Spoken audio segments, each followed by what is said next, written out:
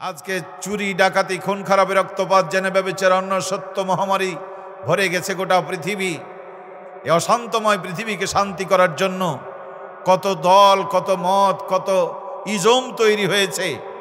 এই বাংলাদেশ এক সময় পাকিস্তানিদের দ্বারা পরিচালিত হতো। স্বাধীনতার মহান স্থপতি বঙ্গবন্ধু, ওইদিকে পাকিস্তান, এইদিকে পাকিস্তান, মধ্যখানে ভারত। দেশের উন্নতি অগ্রগতির জন্য তিনি দেশকে আলাদা করলেন। 9 মাস যুদ্ধের বিনিময়ে স্বাধীন হলো দেশ। জাতি ভেবেছিল শান্তি পাবো, নিরাপত্তা পাবো, কিন্তু না। যারা শান্তি দেওয়ার কথা বলে দেশ স্বাধীন করলো, একটা সময় এসে তারাই অশান্তির কারণ হয়ে দাঁড়ালো। কি ঠিক না বলেন?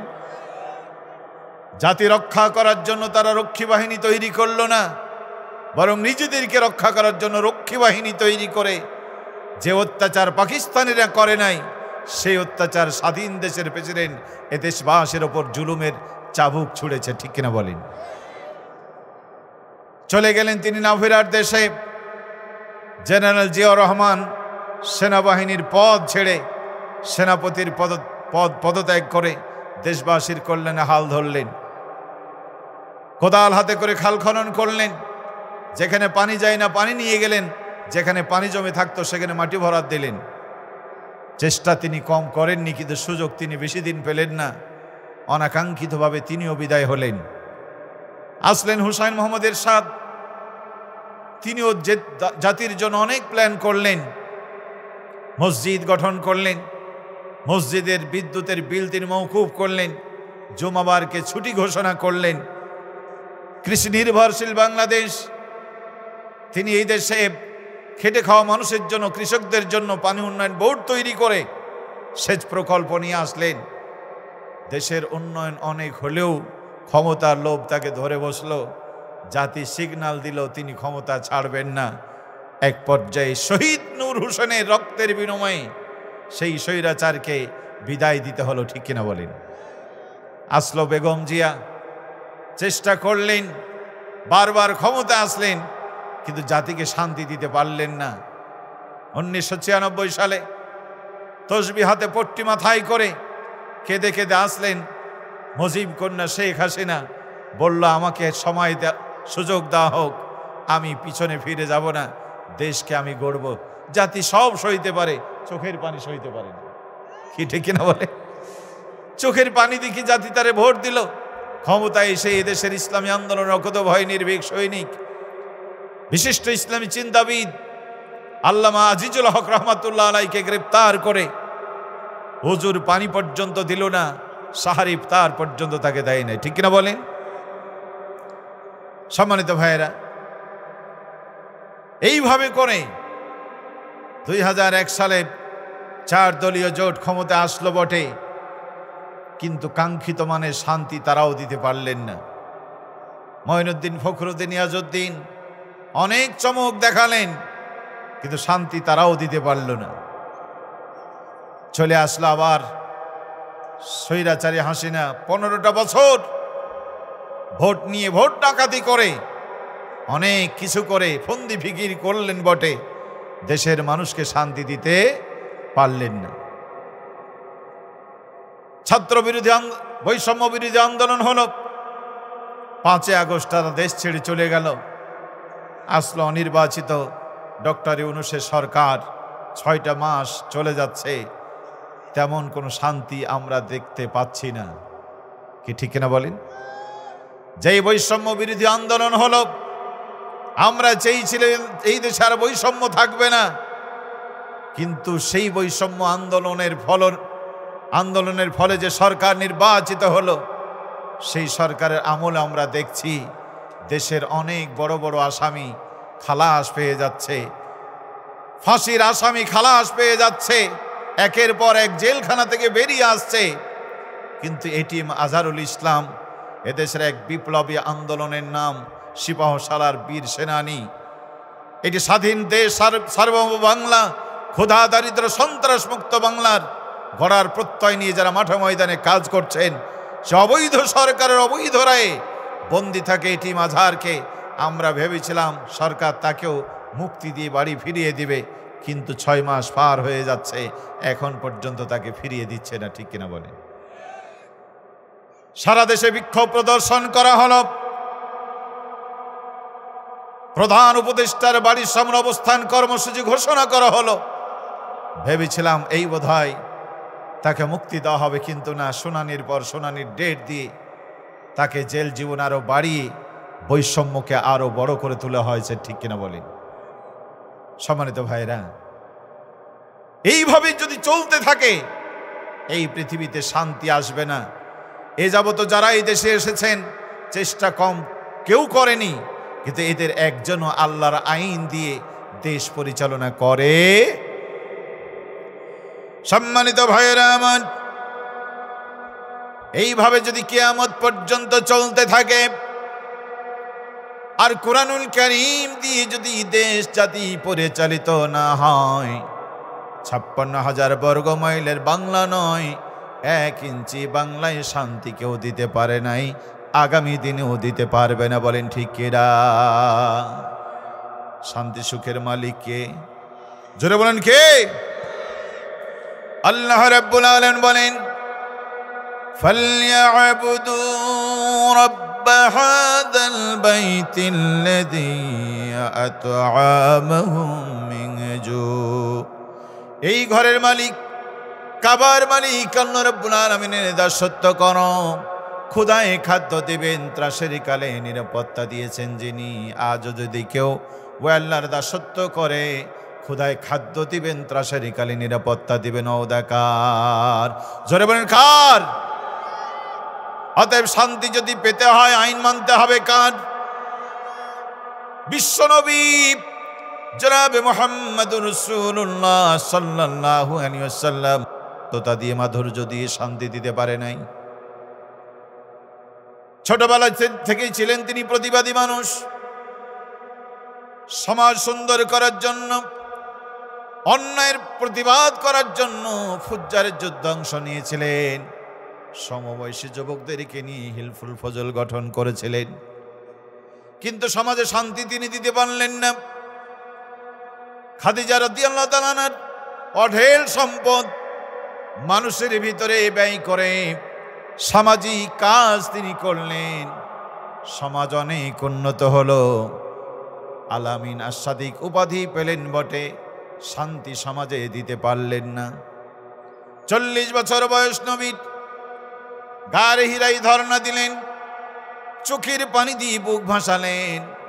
আল্লাহ রাব্বুল আলামিন কোরআনুল কারীম নাজিল করলেন। এই কোরআন দিয়ে নবীজি মক্কার জীবনে 13টা বছর দাওয়াতের কাজ করলেন। কষ্ট হচ্ছে আপনাদের? আল্লাহর হাবিব বিশ্বনবী 13টা বছর কাজ করলেন।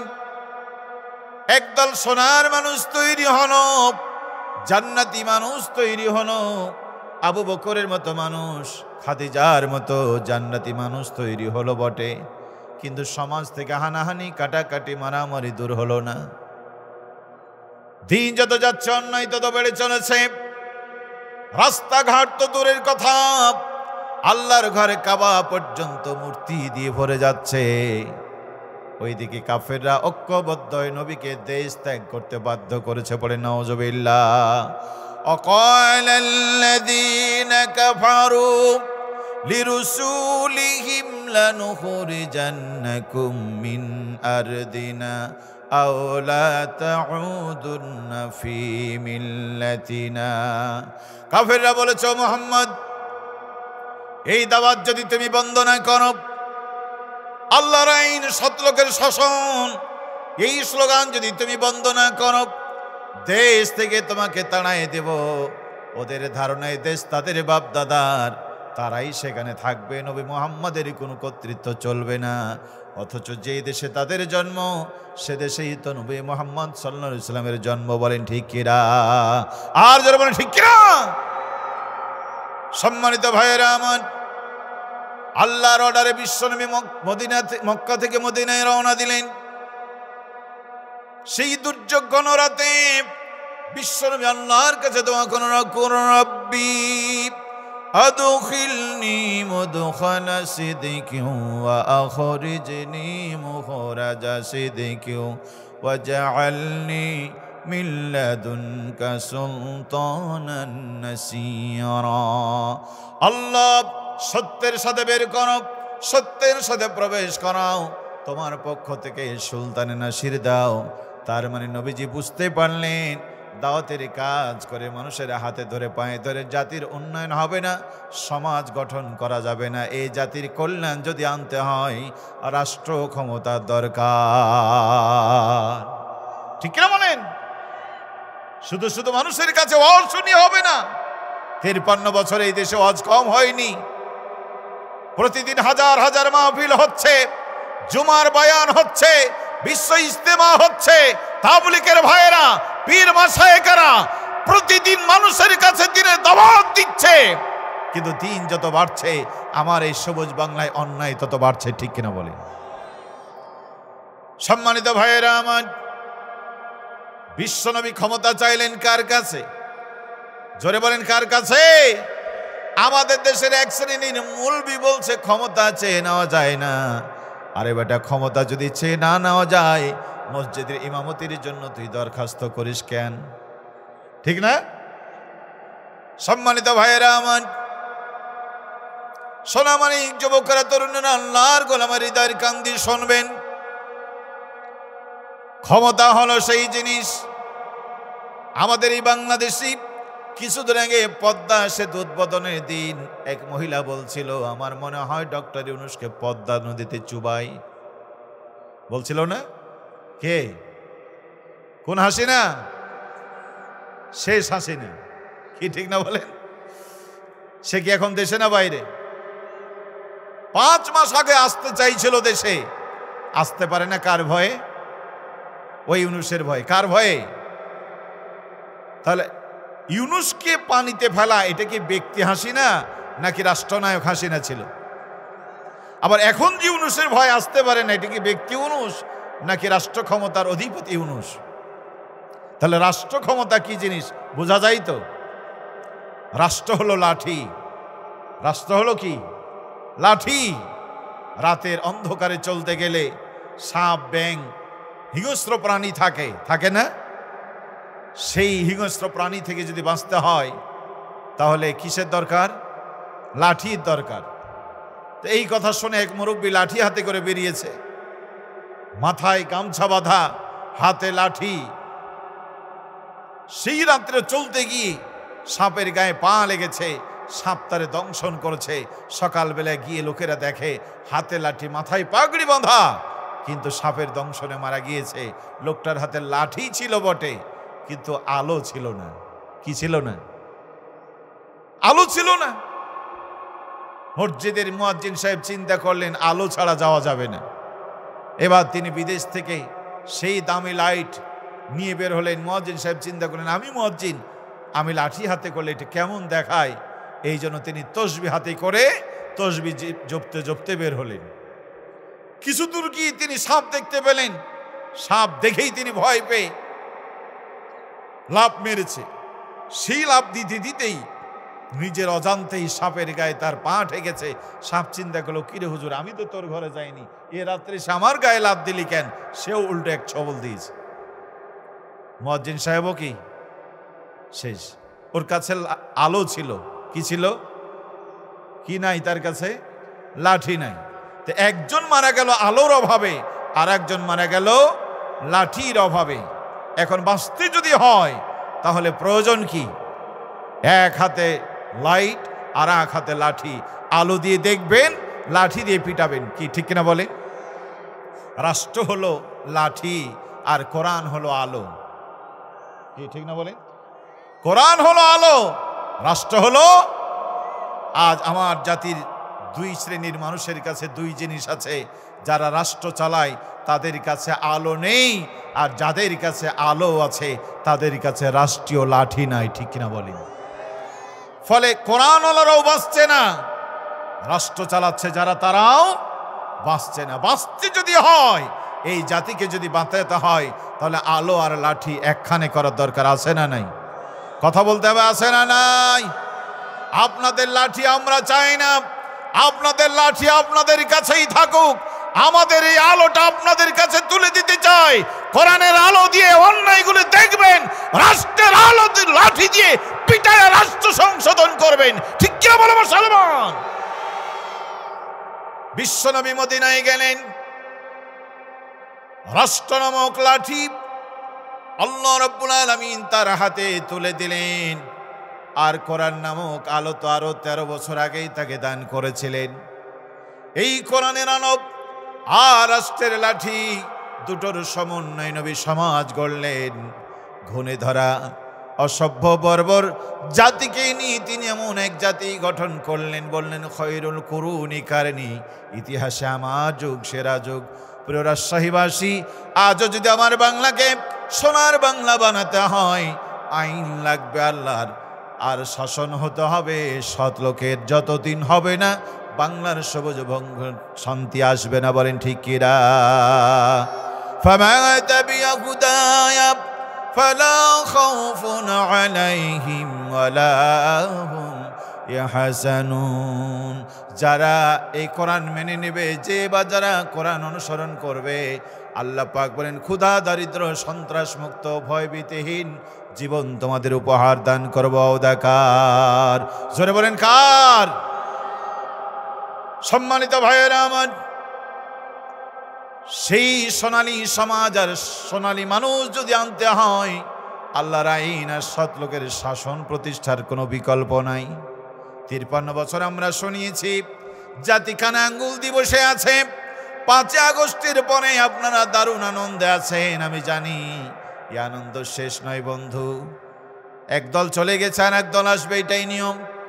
কেউ যাবে কেউ আসবে, এটাই নিয়ম। কিন্তু সংবিধান যদি আগেরটাই থেকে যায়, এ জাতিরই কোনো কল্যাণ হবে না। যে সংবিধান দিয়ে বঙ্গবন্ধু শান্তি দিতে পারে নাই, যে সংবিধান দিয়ে জেনারেল জিয়া শান্তি দিতে পারে নাই, যে সংবিধান দিয়ে হুসাইন মোহাম্মদের সাথ শান্তি দিতে পারে নাই, খালেদা হাসিনা যে সংবিধান দিয়ে শান্তি দিতে পারে নাই, শাহাবুদ্দিনের সরকার, ইয়াজউদ্দিন মহিউদ্দিন ফখরুদ্দিনের সরকার, ডক্টর ইউনূসের সরকার যে সংবিধান দিয়ে শান্তি দিতে পারছে না, এই সংবিধান বহাল রেখে চরমনাইকে ক্ষমতা বসান, আট্রসিকে দায়িত্ব দেন, জামাত ইসলামীকে নিয়ে আসেন, হেফাজতকে দেন। আল্লাহর কসম করে বলতে পারি বাংলাও তারা শান্তি দিতে পারবে না। বলেন ঠিক কিরা? শান্তি পেতে হলে আইন লাগবে কার? আইন লাগবে কার? সারাদিন কাজ করেছেন, কোদালের কাজ করেছেন, ভ্যান চালিয়েছেন, রিক্সা চালিয়েছেন, চোখে প্রচন্ড ঘুম ধরছে, ঘুমাতে গেলেন বিছানায় আছে ছার পোকা। বিছানায় কি আছে? ঘুম তো ভালোই হবে, কথা বলেন না, ঘুম ভালো হবে? মশারি টাঙিয়েছেন, আগের থেকে 2টো মশা ঢুকে বসে আছে, ঘুম ভালো হবে? ঘুমাতে যদি হয় তাহলে বিছানা থেকে মশারির মধ্য থেকে মশা দূর করতে হবে, বিছানা থেকে ছার পোকা আলাদা করতে হবে। ঠিক কিনা বলেন? এটাও যদি না পারেন তাহলে সেই বিছানা ছেড়ে আপনাকে ফ্লোরে গিয়ে ঘুমাতে হবে, মশারি থেকে বেরিয়ে আসতে হবে। ছার পোকার আপনি একখানে থেকে যেমন শান্তির ঘুম হয় না,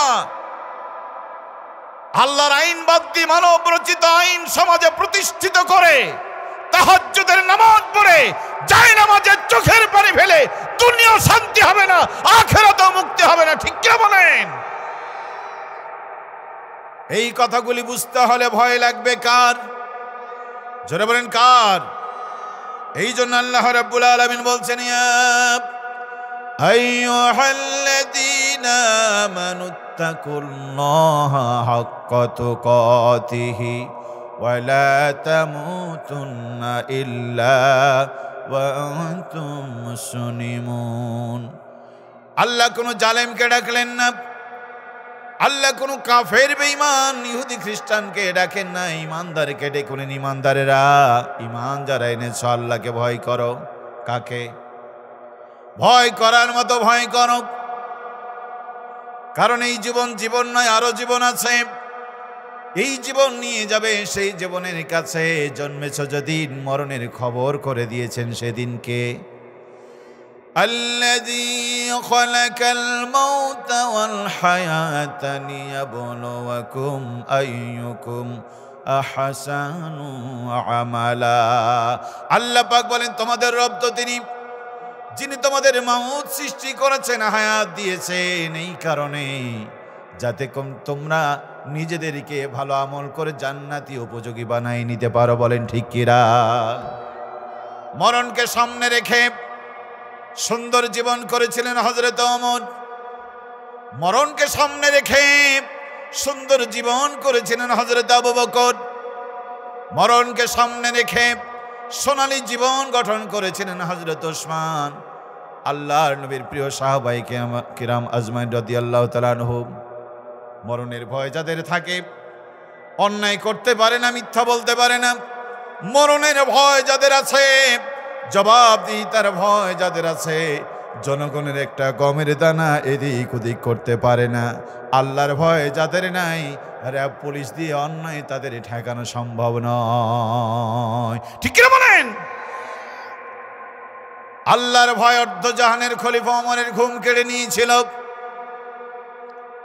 দিনের বেলায় রাষ্ট্র চালাতেন, রাতের বেলায় জেগে জেগে ঘরে ঘরে ঘুরে ঘুরে মানুষের দুর্দশাগুলি নিজেই দেখতেন। ইতিহাস আপনাদের জানা আছে। ঘুরতে ঘুরতে ওমর এক তাঁবুর ভিতরে কান্নার আওয়াজ শুনতে পেলেন। আস্তে করে কাছে গিয়ে দেখে মা কি যেন রান্না করে, ছেলেগুলি কান্না করে। কতক্ষণ পরে কান্না বন্ধ হয়ে গেল। মা ও পাতিলটা নামায় ঘুমাতে চায়। আস্তে করে গিয়ে বললেন, মা কি যেন রান্না করলে, ছেলেদেরকে খাবার দিলে না। মেয়েটি বলো, কে তুমি? তোমার কাছে বলে লাভটা কি? মদিনার বাইরের থেকে এসেছি, 3 দিন কেটে গেল, ওমরের কাছে যেতে পারি না। ঘরের ভিতরে কোনো খাবার নেই। সন্তানের ক্ষুধার যন্ত্রণা আমি মা সইতে না পেরে পানি দিয়ে পাথরগুলি নাড়ছিলাম আর সান্ত্বনা দিচ্ছিলাম। হযরত ওমর এই কথা শুনে আকাশ যেন মাথায় ভেঙে পড়ে, জমিন যেন তার ভর পড়ে না। ওমর যদি এখন মারা যায়, কিয়ামতের ময়দানে ওমরকে আসামি হতে হবে। আলা কুল্লুকুম রাইন ওয়া কুল্লুকুম মাসউলুন আন রায়াতিহি। প্রত্যেকেই দায়িত্বশীল, কিয়ামতের ময়দানে তার হিসাব লাগবে। আস্তে করে কেটে পড়লেন। বাইতুল মালের সামনে গিয়ে বললেন, আসলাম দরজা খুলে দাও। হযরত আসলাম দরজা খুলে দিলেন। আটার অবস্থা, একটা মাথায় করে ওমর যাচ্ছে, পিছনে যাচ্ছে আসলাম। বললেন, আমিরুল মুমিনিন, আমি তো আছি, আমার কাঁধে বোঝাটা দেন। ওমর বললেন, না রে, যার বোঝা তাকে দাও। ওয়ালা তাজিরু ওয়াজিরাতুন বিজরা উখরা। কিয়ামতের দিন কারো বোঝা আল্লাহ কারো ঘাড়ে চাপাবে না। ঠিক কিনা বলেন? ইতিহাস আপনারা জানেন, শুধু স্মরণ করিয়ে দেওয়া নিয়ে গেলেন। আর বললেন, মা উঠো, আটা খামির করো, রুটি বানাও। হযরত ওমর কাজে সহযোগিতা করলেন। মেয়েটির 2 গাল দিয়ে পানি গড়িয়ে গড়িয়ে পড়ছে। আর মনে মনে ভাবছে, কে তুমি? আল্লাহর ফেরেশতা এসেছো নাকি? বলেই ফেলল, এই রাজ্যের প্রেসিডেন্ট ওমর না হয়, তোমার মতো মানবিক মানুষ যদি এই রাজ্যের খলিফা হতো, জাতির কল্যাণ হয়ে যেত। হযরত ওমর বললেন, মা আগামীকাল ওমরের দরবারে যাবে, সেখানে আমাকে পাবে, আমিও কিছু আর করার চেষ্টা করব। পরের দিন গিয়ে দেখেন তিনি তো সেই লোক। মেয়েটি হতভম্ব হয়ে গেল, ভয় পেয়ে গেল। আর বললেন, আমিরুল মুমিনিন, আমাকে মাফ করে দেন। হযরত ওমর বলেন, মা ক্ষমা তো তোমাকে চাইতে হবে না, বরং তুমি আমারে মাফ করে দাও। যথাযথভাবে তোমার আমি খোঁজ রাখতে পারি নাই। কিয়ামতের দিন ওমরের বিরুদ্ধে তুমি যদি মামলা দাও, আমার ঈমান আমল ধ্বংস হয়ে জাহান্নামে যাওয়া লাগবে, আমারে মাফ করে দাও। পড়েন আল্লাহু আকবার। আল্লাহর ভয় ছিল বলে অর্ধজাহানের খলিফা রাতের অন্ধকারে আটার বস্তা ক্ষুধার্ত মানুষের ঘরে পৌঁছে দিয়েছিল। আজ আমার সোনার বাংলাদেশ, আজকে আমাদের দেশের এমপি আর মন্ত্রী আল্লাহর ভয় না থাকার ফলে গরিবের পেটে লাথি দিয়ে তারা গরিবের পেটের খাবার কেড়ে খায়। মসজিদ মাদ্রাসার রড সিমেন্ট পর্যন্ত তারা মেরে খায়। বলেন ঠিক কিনা? আর যারা বলেন ঠিক কিনা? সম্মানিত ভাইয়েরা আমার, এই জন্য আল্লাহ পাক বলছে, আল্লাহকে ভয় করো, ভয় করার মতো ভয় করো। মরতে হবে, মরণের হাত থেকে বাঁচার উপায়, আইনামা তাকুনু ইদরিকুমুল মাউত ওয়ালাউ কুনতুম ফি বুরুজিম মুশাইয়াদা। আব্দুল্লাহ আব্দুর রহমান, কোথায় যাও, যেখানে যাও না কেন, মরণ থেকে বাঁচতে পারবা না। সীসার প্রাচীরেও যদি তুমি থাকো, মরণ তোমাকে খুঁজে বের করবেই করবে। বলেন ঠিক কিনা? মিনহা খালাকনাকুম وفيها نعيدكم ومنها نخرجكم تارة أخرى। এই মাটি থেকেই তোমাকে সৃষ্টি করা হয়েছিল, এই মাটির ভিতরে তোমাকে দাফন করা হবে। একদিন আসবে মালিক তোমাকে মাটির কবর থেকে আবার তার দরবারে হাজির করবেন। সুম্মা লাতুসআলুন্না ইয়াওমাইদিন আনিন নাঈম। রবের দেওয়া প্রত্যেকটা নিয়ামতের হিসাব আল্লাহ তোমাদের থেকে নিয়ে ছাড়বেন। ঠিক কিনা বলেন? আল্লাহ পাক বলেন, এই গোলাম লা তামশি ফিল আরদি মারাহা, অহংকার করিস না, ভুলে যাস না, বাড়াবাড়ি করবি না। ভুলে কেন গেলি? কিভাবে ভুলে গেলি?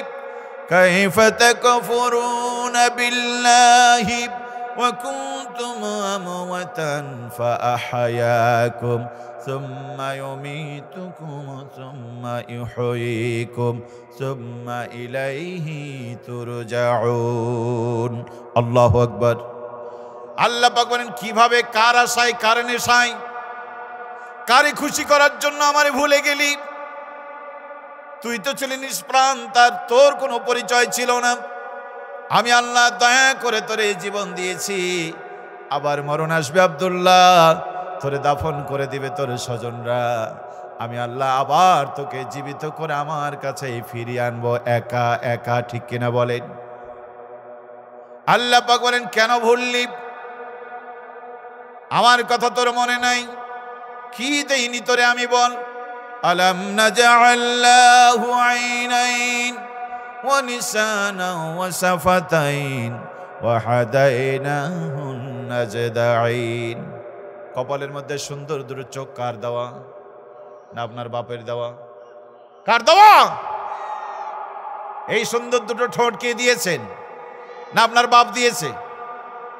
আল্লাহ পাক বলেন, তোর চোখ আমি দিয়েছি, বলার জন্য দুটো ঠোঁট দিয়েছি, একটা সুন্দর জিহ্বা দিয়েছি, সামনে আমি পথ বলে দিয়েছি। গোলাম, ভালো মন্দ, হালাল হারাম বুঝবার ক্ষমতা তোরে আমি দিয়ে দিয়েছি। তোরে আমি মানুষ বানিয়েছি, আশরাফুল মাখলুকাত বানিয়েছি। তাকায় দেখ মৌমাছির দিকে। মৌমাছি তো খুব পণ্ডিত, তাই না? মৌমাছি খুব পণ্ডিত। সম্মানিত ভাইয়েরা আমার, আল্লাহ পাক বলেন, তাকায় দেখ মৌমাছির দিক। মৌমাছির জন্য এত মিটিং লাগে না, মিছিল লাগে না। মৌমাছির জন্য এত সভা লাগে না, জালসা লাগে না, তাফসীর লাগে না, জুমার খুতবা লাগে না। আল্লাহ মৌমাছিকে সৃষ্টির কালে একটা জন্মগতভাবে তাদেরকে ওহী করে দিয়েছেন। ওয়া আওহা রাব্বুকা ইলান নাহলি আনিত্তাখিযি মিনাল জিবালি বুয়ুতাও ওয়া মিনাশ শাজারি ওয়া মিম্মা ইয়ারিশুন। আল্লাহু আকবার। কষ্ট হচ্ছে আপনাদের? সম্মানিত ভাইয়েরা আমার, আল্লাহ পাক বলেন, আমি মৌমাছির কাছে এই মর্মে ওহী নাজিল করেছি, পাহাড়ে গাছ এবং মাচা ছড়ানো লতা পাতার উপরে তোমরা ঘর বাঁধবে। সম্মানিত রাজশাহীবাসী ওই একটা নোটিশ করে দিয়েছেন। হাজার হাজার বছর পার হয়ে গেল, টর্নেডো, ঝড় তুফান, বন্যা আসে, ঘর ভেঙে যায়, মৌমাছিগুলি দিক বিদিক চলে যায়। কিন্তু ঘর যখন বাঁধে, বলেন তো আল্লাহর দেখানো ওই পাহাড় পর্বত গাছপালা ছাড়া মৌমাছি ঘর বাঁধে নাকি? বাঁধে? এই মৌমাছিকে আল্লাহ রাব্বুল আলামিন একটা অর্ডার করে দিয়েছেন, আল্লাহর হুকুমের বাইরে যায় না। অথচ আপনি আমি, আল্লাহ তাআলা ফজরে ডাকলেন, আসসালাতু খায়রুম মিনান নাওম। বান্দার ঘুমিয়ে থাকিস না, ঘুম থেকে নামাজ ভালো। বান্দা ঘুম থেকে জাগলো না, জোহরেও ডাকলেন আল্লাহ, আসরেও ডাকলেন আল্লাহ, মাগরিবেও ডাকলেন, ইশারেও ডাকলেন। প্রতিদিন 5 বার ডাকে, কিন্তু বান্দা তার ডাকে সাড়া দেয় না। এমন নিমুখারাম মানুষ এই সমাজে আছে না নাই? আল্লাহ পাক বলছে, ইত্তাকুল্লাহ হাক্কা তুকাতিহি।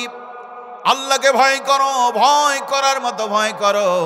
ওয়ালা তামুতুন্না ইল্লা ওয়া আনতুম মুসলিমুন। মরতে তোকে হবে, তবে মরার আগে মুসলমান হও, মরার পরে মুসলমান সেজে লাভ নাই। আমাদের দেশের মানুষ মুসলমান হয় কিন্তু মরার পরে হয়, কি ঠিক না? সাপ আর ব্যাঙের ভিতরে ছিল বন্ধুর তালি। সাপ শুধু ব্যাঙকে বলে, ব্যাঙ তোর শরীর ভালো না, হাঁটতেও জানিস না, লাভ দিয়ে চলিস। 10 দিন শুনতে সব দোষ আমার, তোর কোনো দোষ নাই। সাপ বলল যে নাই কেন, থাকলে বল, আমার কি দোষ আছে বল মানুষের সামনে। ব্যাঙ বলল, দোস্ত তুমিও তো সোজা হয়ে চলতে পারো না, খালি এরকম এঁচিয়ে পেঁচিয়ে চলো। যেই বলা সাপ একবার ফস করেছে। ব্যাঙ চিন্তা করলো, কিরে তুইও রাজনীতি করিস আমিও রাজনীতি করি, তুইও বক্তব্য দিলে আমিও দিলাম, তোর বক্তব্য তো আমি ফস করি নাই, তা আমি বক্তব্য দিলে তোর এত ফস কেন? বুঝেছি ক্ষমতাসীনরা অন্যায় করে, প্রতিবাদ করলে তাদের মাথা নষ্ট হয়, কি ঠিক না বলেন? অন্যায় করার সময় হুঁশ থাকে না, বলতে গেলেই দোষ। পাড়ার এক যুবক কোনো মাহফিলে যায় না, তো বন্ধুরা বললো, কিরে দেশে এত মাহফিল হয়, একটা মাহফিলও যাস না? তো সে বলল, দোস্ত মাহফিল আর কি শুনবো বল, হুজুররা তো আর তাফসির করে না, হুজুর এখন রাজনীতি করে। তো যুবকরা বলল যে দেখ, এই হুজুর বাংলাদেশে না, আজমির শরীফ থেকে আসবে, অরাজনৈতিক পরহেজগার হুজুর, ভালো তো নাই মন্দ তো নাই, যে যা পারুক করুক, লা ইলাহা ইল্লাল্লাহ, ওই সবে নাই বাবা। আছে না এরকম? আছে না? ওই যুবক বলল, তাহলে এই হুজুর ওয়াজ শুনতে যাওয়া যায়। যুবক মানুষ নতুন এক সাইকেল নিয়ে ওয়াজ শুনতে বেরিয়েছে। সামনে দেখে এক ছোট্ট সাঁকো, বাঁশ দিয়ে বানানো, বর্ষার সময় বানায় না, সে চিন্তা করলো অনেক ঘুরে যেতে হবে, দরকার নেই, এখান দিয়ে পার হয়ে যায়। তো পার হওয়ার সময় সাইকেলটা উঁচু করে পার হচ্ছে। যুবক মানুষ, এখন তো জানেন পুরুষরা লুঙ্গি নিচে নামাতে নামাতে এত নামাইছে, রাস্তা ঝাড়ু দেওয়া লাগে না, ও লুঙ্গিতে ঝাড়ু দেয়। আর মেয়েরা জামা মানে পায়জামা কাটতে কাটতে এত উপরে আসছে, হাঁটু পার হয়ে চলে আসছে। ইন্নালিল্লাহ, কি ঠিক না বলে? যার যেটা করার কথা ছিল এই দেশে, সে সেটা করে না, উল্টো পাল্টো সব। সম্মানিত ভাইরা, এখন যুবকের লুঙ্গি ছিল ঢিলা, সাইকেল নিয়ে পার হওয়ার সময় বাঁশের কান্নায় লুঙ্গি বেঁধে গেছে। লুঙ্গি যদি বাঁধে হাঁটতে লাগলো, উপর খুলে যাবে না? কথা বলে না, খুলবে না? উপর গেছে খুলে। এখন যুবক চিন্তা করছে কোনটা ছেড়ে কোনটা ধরি। লুঙ্গি ধরলে সাইকেল পড়ে যাবে নিচে, আর সাইকেল ধরে থাকলে লুঙ্গি পড়ে যাবে নিচে। যুবক পড়েছে বিপদে। এমন তো অবস্থায় সামনে দেখে এক হুজুর। হুজুরও বুঝতে পারল যে যুবক বিপদে পড়েছে। হুজুর এসে বলল, বাবা তোমার নাম? বলে, আমার নাম মুসা। কোথায় যাবা? বলে, ওয়াজ শুনতে। তো হুজুর এসে লুঙ্গিটা ঠিক করে পরাইয়া বলল, ঠিক আছে যাও। হুজুর গেল হুজুরের জায়গায়, মুসা গেল মুসার জায়গায়। এই মুসা বাদাম টাদাম কিনে সামনে এসে বসেছে। জীবনে ওয়াজ শুনেনি, হুজুরে ওয়াজ শুনবে। কত রাত পরে হুজুর যখন মঞ্চে আসছে, আবা টাবা গায়ে দিয়ে ওগুলি যখন ওপেন হয়েছে, মুসা দেখলো এই তো সেই হুজুর, বিকালে যে আমার লুঙ্গি পরাই দিয়েছিল, এটাই তো সে হুজুর। এখন সে ডানেও তাকায় না, বামেও তাকায় না, মাথাও তোলে না, মাথা নিচু করে বসে আছে। পাড়ার যুবকরা চিন্তা করলো, কিরে আমরা এত ওয়াজ শুনি, আমরা এত ভদ্র নম্র হইলাম না, একদিনে মুসা এত ভদ্র। আসলে কি ওয়াজ শুনে মাথা নিচু করে আছে না লজ্জায়?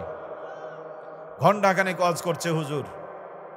ঘণ্টাখানেক পর হুজুর বলছে, ভাইয়েরা আমার, আপনাদের সামনে আমি মুসার কথা বলবো। কার কথা বলবে? যেই যুবক মাথা নিচু করে বসেছিল, মাথা উঁচু করে বলল, হুজুর খবরদার, এখানে মুসার কোনো কথা চলবে না। ও ভেবেছে যে বিকালে যে লুঙ্গি খুলেছিল কেউ তো দেখেনি, হুজুর দেখেছে। এখন এই কথা যদি এখানে বলে তাহলে তো আমার ইজ্জত থাকে না। লুঙ্গি খোলার সময় টের পাও না, হুজুর বললেই দোষ। চুরি ডাকাতি সন্ত্রাস করার সময় লজ্জা করো না, ধর্ষণ করার সময় তোমাদের আন্দাজ থাকে না, রোডের বদলে বাস দাও তখন তোমাদের লজ্জা লাগে না, আলেমরা বললেই তোমাদের গায়ে জ্বালা লাগে। ঠিক কিনা বলো মুসলমান? অহংকারীদেরকে আল্লাহ কখনো পছন্দ করেনি, করবেও না। ঠিক কিনা বলেন? সাপ ক্ষমতার জোরে ফস করেছে, ব্যাং বলল, ওই যা খাতাম জাহেলুনা কলু সালামা, তোর মূর্খের সাথে তর্ক করে লাভ নাই, তোমার জায়গায় তুমি, আমার জায়গায় আমি, বিচার দেবেন আল্লাহকে। রাখাল ছিল কয়েকটা ওইখানে, রাখাল্লা সাপের শব্দ পেয়ে এসে পিটিয়ে বাস এবার শুইয়ে রেখেছে একেবারে গোদাগাড়ি রাজশাহী রোডে, লম্বা করে শুইয়ে রেখেছে। ব্যাং কতক্ষণ পরে লাভ দিয়ে কানের কাছে গিয়ে বলে, দোস্ত সোজা তুমি হয়েছ, তো মরার পরে হয়েছে, আমি তো তোমাকে মরার পরে সোজা হতে বলিনি, আমি সোজা হতে বলেছিলাম জীবনের তরে। ঠিক ঠিক কিনা বলেন? শোনো, এখন তুমি সোজা হয়ে শুয়ে আছো, আমার কানে আওয়াজ আসছে, বালি ভর্তি ট্রাক আসছে, নাইট কোর্স আসছে, এমন করে পিষবে এই রোডের ভিতরে তোমাকে শেষ করে দিবে, খানকায় গিয়ে তোমার আর পিরামো চলবে না। প্রিয় ভাইয়েরা মায়েরা, কোরআন বলছে ওয়ালা তামুতুন্না ইল্লা আনতুম মুসলিমুন, মুসলমান না হয়ে মরো না। আমার দেশের লোক বেঁচে থাকতে মুসলমান হয় না, আল্লাহর রসুল সহ্য হয় না, নবীর দল সহ্য হয় না, মরণের পর বিসমিল্লাহি ওয়া আলা মিল্লাতি রাসূলিল্লাহ, আল্লাহর নামে নবীর দলে বিড়ি খেয়ে খেয়ে মুখটা এমন গন্ধ করে, পাঁঠার গন্ধ আর ওর গন্ধ এক হয়ে যায়। মরণের পরে কি আতর মাখা মাখায়, কথা বলে না। জীবনে বেঁচে থাকতে পর্দা করে না, এত ওয়াজ এত নসিহত কানে যায় না, বেপর্দা হতে হতে দিন দিন বেপর্দা হয়ে চলছে। মরার পরে 36 গজ কাপড় বেঁধে, ও মায়েরা পর্দা করে তখন তোমার কোনো লাভ। কোরআন বলেছিল মরণের আগে মুসলমান হও, মরার পরে মুসলমান হয়ে লাভ নাই। বলেন ঠিক কিরা? মরার পরে মুসলমান যদি হতে হয়, মরার পরে মুসলমান হয়ে লাভ নেই, মুসলমান হতে হবে বেঁচে থাকতে। মুসলমান যদি হতে চান, মুসলমানের কথা হবে ইন্না সালাতি ওয়া নুসুকি ওয়া মাহইয়ায়া ওয়া মামাতি লিল্লাহি রাব্বিল আলামিন। নিশ্চয় আমার নামাজ, আমার কুরবানি, আমার বেঁচে থাকা, আমার মরে যাওয়া, জীবনের ভালো লাগা মন্দ লাগা সব হবে কার জন্য? আরো জোরে বলেন কার জন্য? সম্মানিত ভাইয়েরা আমার, ইসলাম নিয়ে যদি বাঁচতে হয়, দল করতে হবে কার? জোরে বলেন কার? এই পৃথিবীতে দল আছে কয়টা? কথা বলেন কয়টা? লোকেরা বলছে হুজুর মাদ্রাসার মাহফিল, মসজিদের মাহফিল, আমরা এলাকার সব দলকে নিয়ে মাহফিল করছি, আওয়ামী লীগ বিএনপি জাতীয় পার্টির সবাই আছে, হুজুর আপনি ওয়াজ করবেন কোরআন দিয়ে, রাজনীতির দরকার নাই, বলছে না?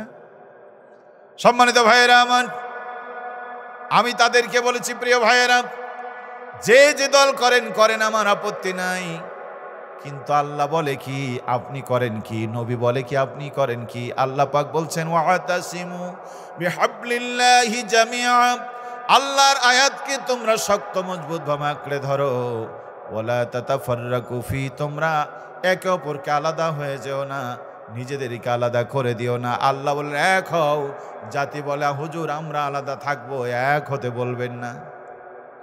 নবী আমার বলেন উম্মত 73 দলে ভাগ হয়ে যাবে, কুল্লুহুম ফিন্নার ইল্লা মিল্লাতু ওয়াহিদা মা আনা আলাইহি ওয়া আসহাবিহি, একটা দল মাত্র জান্নাতে যাবে, আমি আর আমার সাহাবীরা জান্নাতে যাব।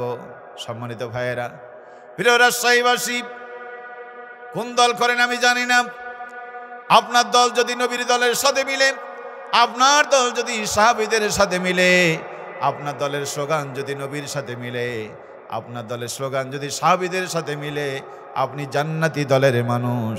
আপনার নামাজ আছে, রোজা আছে, হজ আছে, যাকাত আছে, তাসবিহ তাহলিল আছে, আপনার দলের স্লোগান যদি নবীর দলের স্লোগানের সাথে না মিলে, আপনার দলের স্লোগান যদি সাহাবীদের সাথে না মিলে, আপনি 72 দলের লোক। বলেন ঠিক কিনা? আর যারা বলেন ঠিক কিনা? এই কথাগুলি সবাই শুনবে না বন্ধু। কে শুনবে? কে শুনবে? আল্লাহ পাক বলছেন ও নবী এই কথা সবাই শুনবে না। ইন্নামা তুযিরু মানিত্তাবা'আন যিকরা ওয়া খাশিয়ার রহমান বিল গায়ব, না দেখা জিনিসকে বিশ্বাস করে, আল্লাহকে ভয় করে যারা, তারাই কোরআন মানবে, তারাই আল্লাহর পথে চলবে, তারাই মুসলমান হয়ে মরবে। আল্লাহ বিশ্বাস করে না, পরকালকে বিশ্বাস করে না, ওদের যতই বলো তারা ঈমান আনবে না। বলেন ঠিক কিনা? এই কোরআন আল্লাহ নাজিল করেছেন, কিন্তু এই কোরআন থেকে উপকৃত হয় মুমিনরা। কারা কারা? আল্লাহ পাক বলছেন, ওয়ানুনাজ্জিলু মিনাল কুরআনি মা হুয়া শিফাউ ওয়া রাহমাতুল লিল মুমিনিন। জোরে জোরে পড়েন মারহাবা। আল্লাহ পাক বলেন, আমি কোরআন নাজিল করেছি মুমিনদের জন্য, এটা শিফা। মুমিনরাই কোরআন পড়ে আনন্দ পায়, কোরআনের পথে চলে আনন্দ পায়। ওয়ালা ইয়াজিদুল যালিমিনা ইল্লা খাসারা। কিন্তু জালেম যারা সব সইতে পারে, কোরআনের কথা সইতে পারে না। তারা বলেন ঠিক কিনা? কে মুমিন আর কে মুনাফিক চিনবেন কি করে? লবণ দেখেছেন? লবণ লবণ দেখেছেন? চিনি, লবণ আর চিনি দেখতে কয় রকম? এ ভাই কথা বলেন, কয় রকম? লবণও সাদা, চিনিও দেখে বোঝা যায় না কোনটা লবণ কোনটা চিনি। চিনতে যদি হয় জিহ্বায় দিবেন, বুঝবেন কোনটা চিনি কোনটা লবণ। ঠিক কিনা বলেন? আপনি আমি চিনতে না পারলেও পিপিলিকারা চেনে কোনটা লবণ কোনটা চিনি। না খেয়ে মারা যায় পিপিলিকা, সাদা দেখেও কোনোদিন লবণের গায়ে মুখ লাগায় না। চিনি আছে যেখানে, পিপিলেরা আছে। মুমিন আর মুনাফিক দেখতে একই। মুমিনের গালো দাড়ি, মুনাফিকের গালো দাড়ি। মুমিনের মাথায় টুপি, মুনাফিকের মাথায় টুপি। মুমিনও নামাজ পড়ে, মুনাফিকও নামাজ পড়ে। মুমিনও রোজা করে, মুনাফিকও রোজা করে। পার্থক্য কিসে? মুমিন নামাজ পড়ে কোরআন দিয়ে, সমাজ গড়ে কোরআন দিয়ে। মুমিন রোজা রাখে যেই কোরআন দিয়ে, যাকাত দেয় সেই কোরআন দিয়ে। মুমিন আল্লাহরে মানে নামাজে, রোজায়, হজে, যাকাতে, ব্যবসা বাণিজ্য তার হুকুম মেনে চলে। মুনাফিক নামাজ পড়ে কোরআন দিয়ে, সমাজ কোরআন দিয়ে গড়ে না। নামাজ পড়ে, তাহাজ্জুদ পড়ে, হজ করে, যাকাত দেয়, কিন্তু আল্লাহর দ্বীনের বিরুদ্ধে দল করে বাতিলকেই ক্ষমতায় বারবার ফিরিয়ে আনে যারা মুনাফিক। তারা আছে না সমাজে? কথা বলেন, আছে না নাই? সম্মানিত ভাইয়েরা আমার, পৃথিবীতে দল আছে দুইটা। কয়টা? একটা আল্লাহর দল, একটা শয়তানের দল। আপনি কোন দলে থাকবেন জানি না। মুসলমান যদি আপনাকে হতে হয়, অবশ্যই আপনাকে আল্লাহর দলে থাকতে হবে। আল্লাহর দলে থাকবে যারা জান্নাতে যাবে তারা, শয়তানের দলে থাকবে যারা দান করুক সদকা করুক জাহান্নামে যাবে তারা, কোনো সন্দেহ নাই। আল্লাহর দল বিজয়ী দল, শয়তানের দল পরাজিত দল। দল থাকলে দলের সভাপতি আছে না নাই? কথা বলে না। দল থাকলে দলের সভাপতি লাগে না লাগে না? আল্লাহর দল মানে ইমানদারদের দল, মুমিনের দল। শয়তানের দল মানে কাফেরের দল। আল্লাহর দলের কর্মী যারা, আল্লাহর দলের কর্মী ইমানদার, ইমানদারদের দলের সভাপতি আল্লাহ রাব্বুল আলামিন। পড়েন আল্লাহু আকবার। আর কাফেরদের দলের সভাপতি হলো শয়তান আজাজিল। কোরআন বলছে, আল্লাহু ওয়ালিকুল্লাযীনা আমানু ইখরিজুহুম মিনাল যুলুমাতি ইলান নূর। মুমিনদের অভিভাবক হলেন আল্লাহ। অন্ধকার থেকে ডেকে ডেকে ডেকে ডেকে আল্লাহ পাক মুমিনদেরকে আলো রাস্তায় নিয়ে আসেন। পড়েন আল্লাহু আকবার। ওয়াল্লাযীনা কাফারু আউলিয়াউহুমুত তাগুত ইখরিজুনাহুম মিনান নূরি ইলাল যুলুমাত। জোরে জোরে পড়েন নাউজুবিল্লাহ। আল্লাহ পাক বলেন তাগুত তার মানে কাফির জানা, তাদের নেতা হলো শয়তান। তাদেরকে আলোর পথ থেকে ডেকে ডেকে ডেকে ডেকে অন্ধকারে নিয়ে যায়। ঠিক কিনা বলেন? সম্মানিত ভাইয়েরা আমার, এই যে সভাপতি, বলেন তো দেখি সভাপতির মরণ আছে না নাই? আরো জোরে বলেন, আছে না নাই? মুমিনের দলের সভাপতি আল্লাহর কি মরণ আছে? আল্লাহর মরণ আছে? আল্লাহর মরণ নাই। সভাপতি মারা গেলে কিন্তু দল টিকে না। আল্লাহর যেহেতু মরণ নাই, এই জন্য মুমিনের দল কোনোদিন শেষ হবে না। আপনারা বলেন কাফেরের সভাপতি শয়তান, তার মরণ আছে না নাই? আরো জোরে বলেন, আছে না নাই? শয়তান যেদিন মারা যাবে তার দল এই পৃথিবীতে থাকবে না। এটা কেউ না বুঝলো, আজাজিল বুঝলো। আল্লাহকে কি বলো? রব। তুমি এক দলের সভাপতি, আমি এক দলের সভাপতি, তোমার তো কোনো মরণ নাই। আল্লাহু লা ইলাহা ইল্লা হুয়াল হাইয়ুল কাইয়্যুম, সদা জাগ্রত চিরঞ্জীব, তোমার তো মরণ নাই। কিন্তু আমি তো বাঁচবো না, আমি মরে যাব। আমি মরে গেলে তো আমার দল থাকবে না, কার সাথে খেলবা তুমি? আমি তো ঘোষণা দিয়েছি খেলা হবে। কি হবে? এটা তো বাংলাদেশ নয়, এক দলে সব হয়ে যায়। কি ঠিক কিনা বলেন? এটা তো বাংলাদেশ নয়, মাঠে কোনো প্লেয়ার থাকবে না অথচ তুমি ফার্স্ট হয়ে যাবা। আমি যদি না থাকি কার সাথে খেলবা? অতএব আমাকে কিয়ামত পর্যন্ত হায়াত দিতে হবে। ক্বালা আনযিরনি ইলা ইয়াউমি ইউবাসুন, শয়তান আল্লাহর কাছে বলল, রব কিয়ামত পর্যন্ত আমাকে হায়াত দান করতে হবে। আল্লাহ পাক বলছেন, ক্বালা ইন্নাকা মিনাল মুনজারিন, যা যা যা, তোরে আমি কিয়ামত পর্যন্ত হায়াত দিয়ে দিলাম। শয়তান কিয়ামত পর্যন্ত বেঁচে থাকবে। সমাজে দেখবেন শয়তান প্রকৃতির মানুষ যারা বেশি দিন বেঁচে থাকে তারা, ঠিক কিনা বলেন? ওবায়দুল কাকাকে দেখলেন না? সারা দুনিয়ার মানুষ মনে করছিল বেচারা মারা যাবে, সারা দুনিয়ার মানুষ ভাবছিল বেচারা মারাই যাবে, কিন্তু না, সেখান থেকে আবার ফিরে আসলেন। আমরা ভেবেছিলাম যাক মরণের হাত থেকে ফিরে এসেছে, এবার বোধহয় একটু ভালো হবে, কিন্তু ভালো তো হলোই না, উল্টো আরো বিদ্বেষী হয়ে গেল। ইসলাম ধ্বংসের নেশায় মেতে উঠল, অহংকারে মেতে গেল। অহংকারের জানে না আপনাদের রাজশাহীতে রুটি বানাই, রুটি বানাই, রুটি কি একদিকে তা দিলে হয় না দুদিকে দেওয়া লাগে? কয় দিকে? মায়েরা সকালবেলা আটা খামির করে রুটি বানিয়ে খোলার ওপরে রুটি দিয়েছে, এক পিঠ আগুনের তাপে যখন ঝলসে যাচ্ছে, আর এক পিঠ তখন দারুণ আনন্দ করছে। সে মনে মনে ভাবছে, দেখ কি আচরণ করলি, মালিক তোরে আগুনের গায়ে শুইয়ে দিয়েছে। সে তো জানেন একটু পরে তারা উল্টাই দেবে, ঠিক কিনা বলেন? এই কদিন আগে তারা কি আনন্দটা করল, আলেম ওলামাদের প্রতি নির্যাতন করে এদেশের ইসলাম প্রিয় তৌহিদি জনতাকে ধ্বংস করে 5 পয়সার দুর্নীতি করল না আমার প্রিয় মুজাহিদ, বিশ্বনন্দিত মুফাসসির, বিশ্ববরণ্য আলেমে দ্বীন আল্লামা মতিউর রহমান নিজামীকে ফাঁসি দিয়ে কি আনন্দ তারা করলো। আল্লামা সাঈদীকে হত্যা করে কি আনন্দটা তারা করলো। তারা ভেবেছিল সারা জীবন তারা ক্ষমতায় থাকবে, এই ক্ষমতার পরিবর্তন হবে না, ঠিক কিনা বলেন? আল্লাহ পাক বলছেন, লিনানজুরা কাইফা তা'মালুন, ক্ষমতা আমি দেই, এরপরে তাকায় থাকি বান্দা কি করো। বাড়াবাড়ি যদি করো আমি আল্লাহ তোমাদের ক্ষমতা উল্টায় দেই। قد خلت من قبلكم سنن فسيروا في الأرض فانظر كيف كان عاقبة المكذبين।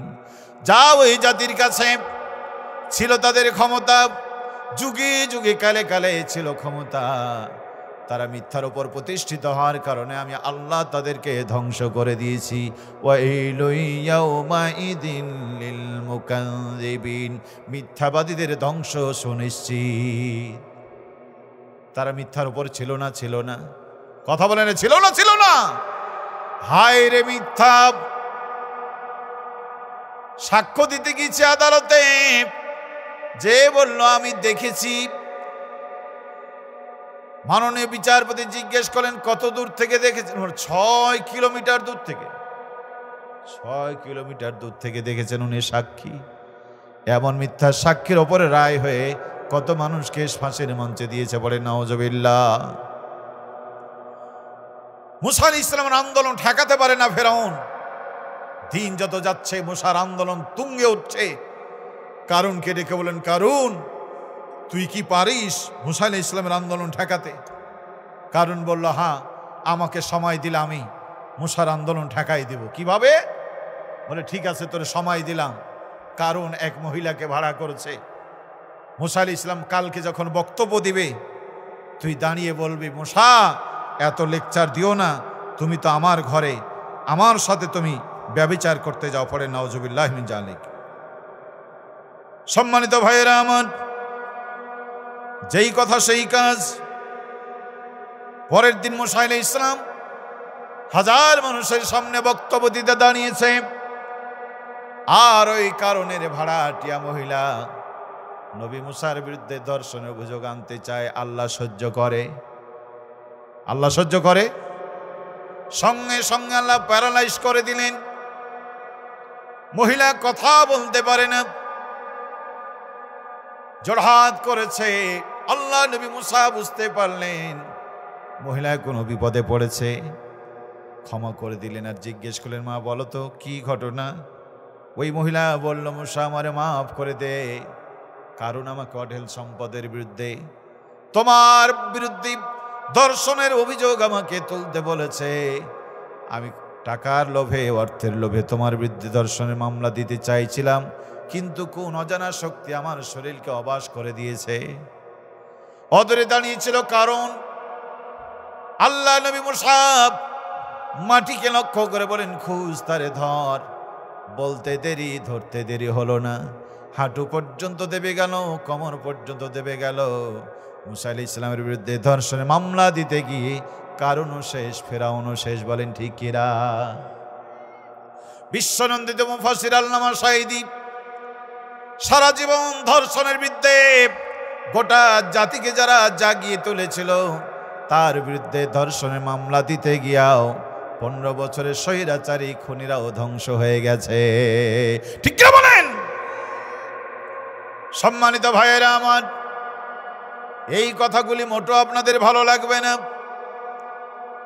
এই কথা যখন জীবনে মা বলেছে সন্তানকে, সন্তানের কাছে ভালো লাগে নাই। বাবা বলেছে সন্তানকে, সন্তানের কাছে ভালো লাগে নাই। সন্তান বলেছে বাবাকে, বাবার কাছে এই কথাগুলি কোনোদিন ভালো লাগে নাই। বলেন ঠিক কিনা?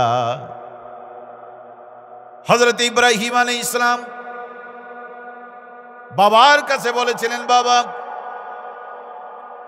ও আমার প্রিয় বাবা, লিমা তা'বুদু মা লা ইয়াসমাউ ওয়া লা ইউবসিরু ওয়া লা ইউগনি আনকা শাইয়া। আব্বাজান, কেন এই সমস্ত করেন? আল্লাহ নাই, রাসূল নাই, পরকাল নাই, মিথ্যা দিয়ে ভরা এমন দলের সাথে কেন থাকেন? এমন দেবতার পূজা কেন করেন যারা চোখেও দেখে না, কানেও শোনে না? কে বলছে কাকে? সন্তান বলছে পিতাকে। সেই সন্তান কি আপনার মতো আমার মতো সন্তান? কথা বলছে না কেন? সে সন্তান কি আমাদের মতো? সেই সন্তান হলো ইব্রাহিম আলাইহিস সালাম, মুসলিম জাতির অভিভাবক, গোটা মুসলিম মিল্লতের পিতা। ইব্রাহিম আলাইহিস সালাম আপন বাবাকে ডেকে বলছেন, বাবা, কেন তার দাসত্ব করো যারা চোখেও দেখে না, কানেও শোনে না, কোনো লাভ করতে পারে না, উপকার করতে পারে না? আমার আশঙ্কা হয় তুমি দয়াময় রহমানের আযাবে গ্রেফতার হয়ে যাও কিনা। সুন্দর সুন্দর কথাগুলি বাবার কাছে বলল, কিন্তু বাবা সহ্য করতে পারল না। ধমক দিয়ে বলল, ইব্রাহিম, আরাগিবুন আনতা, ও ইব্রাহিম, তুমি কি আমার দেবদেবীর বিরুদ্ধে কথা বলবে? আন আলিহাতি ইয়া ইব্রাহিম লা ইল্লাম তানতাহি লা আরজুমান্নাকা। তুমি যদি ফিরে না যাও তাহলে পাথর মেরে তোমাকে আমি শেষ করে দেব। তার মানে দিনের কথা বলবে যারা, বাপ হলো খেপে যাবে, সন্তান হলো খেপে যাবে। আল্লাহর দলের কথা বলবে যখন, শয়তানের দল খেপে যাবে তখন। বলেন ঠিক কিনা? সম্মানিত ভাইয়েরা আমার, ইব্রাহিম আলাইহিস সালামের দাওয়াত বাবা প্রত্যাখ্যান করল। শুধু প্রত্যাখ্যান করে নাই, ইব্রাহিম আলাইহিস সালামকে মারার জন্য অগ্নি তৈরি করেছে। সে আগুনের ভিতরে বাবা হয়ে তারে ফেলেছে। এই আন্দোলন করার কারণে বাবাও ধ্বংস হয়েছে। আল্লাহ নমরুদকেও ধ্বংস করে দিয়েছেন। কোরআন বলছে, ফাকুল্লা জাহাবা ইলাল কওমিল্লাযীনা কাযযাবু বিআয়াতিনা ফাদাম্মারনাহু তাদমীরা। যাও এই জাতির কাছে, যুগে যুগে কালে কালে কোরআনকে অস্বীকার করেছিল যারা, আমি আল্লাহ ধ্বংস করে দিয়েছি তাদের। নমরুদ ধ্বংস হয়ে গেছে ফেরাউন, ইব্রাহিম আলাইহিস সালামের বিরোধিতা করতে গিয়া। ফেরাউন ধ্বংস হয়ে গেছে মুসার বিরোধিতা করতে গিয়া। আব্রাহা ধ্বংস হয়ে গেছে কাবা ঘর ভাঙতে এসে। আবু জেহেল ধ্বংস হয়ে গেছে বিশ্বনবীকে মারতে এসে। 15 বছরের স্বৈরাচারী শেখ হাসিনা ধ্বংস হয়ে গেছিল এই দেশের আলেমদেরকে হত্যা করার কারণে। বলেন ঠিক কিরা? সব ছিল, র‍্যাব ছিল, সেনাবাহিনী ছিল, বিজেপি ছিল, ছিল তাদের নিজস্ব গুন্ডা বাহিনী। কিন্তু দেশের আলেম ওলামা ইসলামের সাথে বৈরী আচরণ করার কারণে আল্লাহ তাদেরকে ঝাঁটিয়ে বিদায় করে দিয়েছে। সম্মানিত ভাইয়েরা আমার, মায়েরা আমার, মরতে আমাদের হবে না? হবে না? জোরে বলেন হবে না? হবে না? কত সময় লাগবে? চোখেরই পলকে তুমি হতে পারো লাশ, চিরতরে বন্ধ হবে তোমারই নিঃশ্বাস। হবে আলান তোমারই নাম, হবে আলান তোমারই নাম মসজিদের মাইকে। বাড়িওয়ালা নাই রে, বাড়ি নাই রে দুনিয়াতে, বাড়িওয়ালা নাই রে, বাড়ি নাই রে দুনিয়াতে। চোখেরই পলকে তুমি হতে পারো লাশ। বলেন ঠিক কিরা?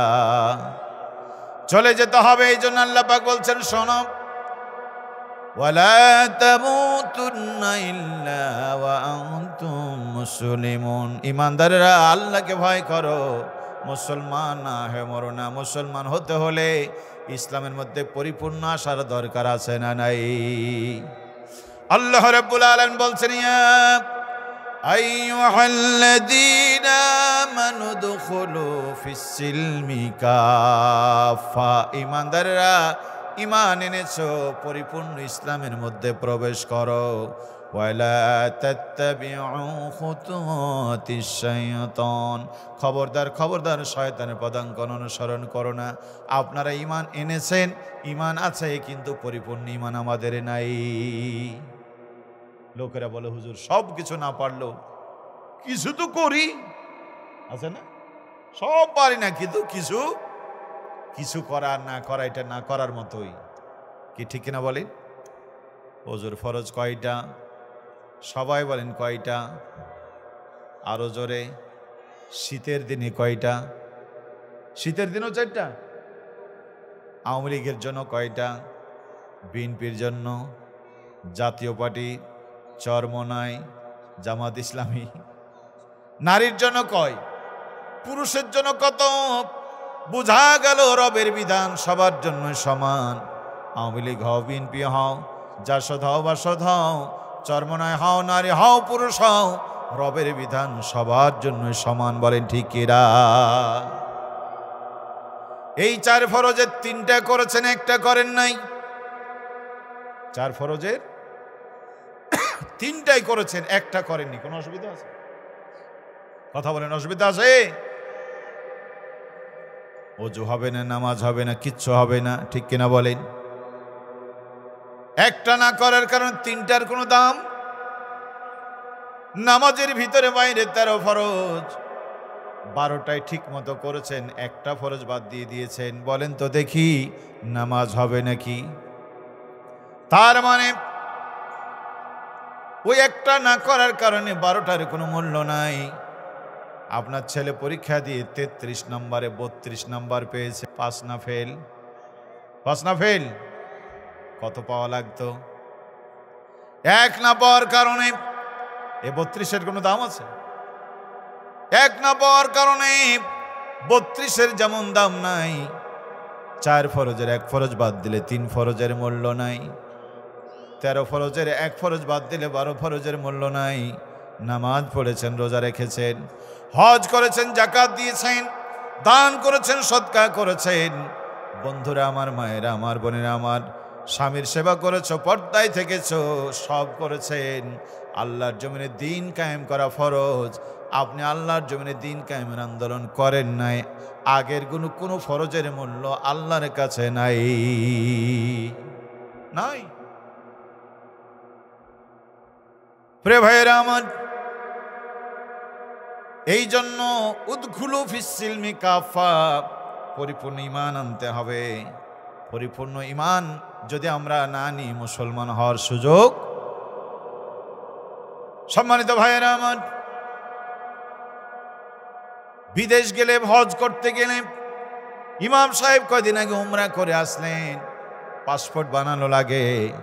পাসপোর্ট বানাতে গেলে চোখের ছবি, আঙ্গুলের ছবি নেওয়া লাগে, বলেন ঠিক কিনা?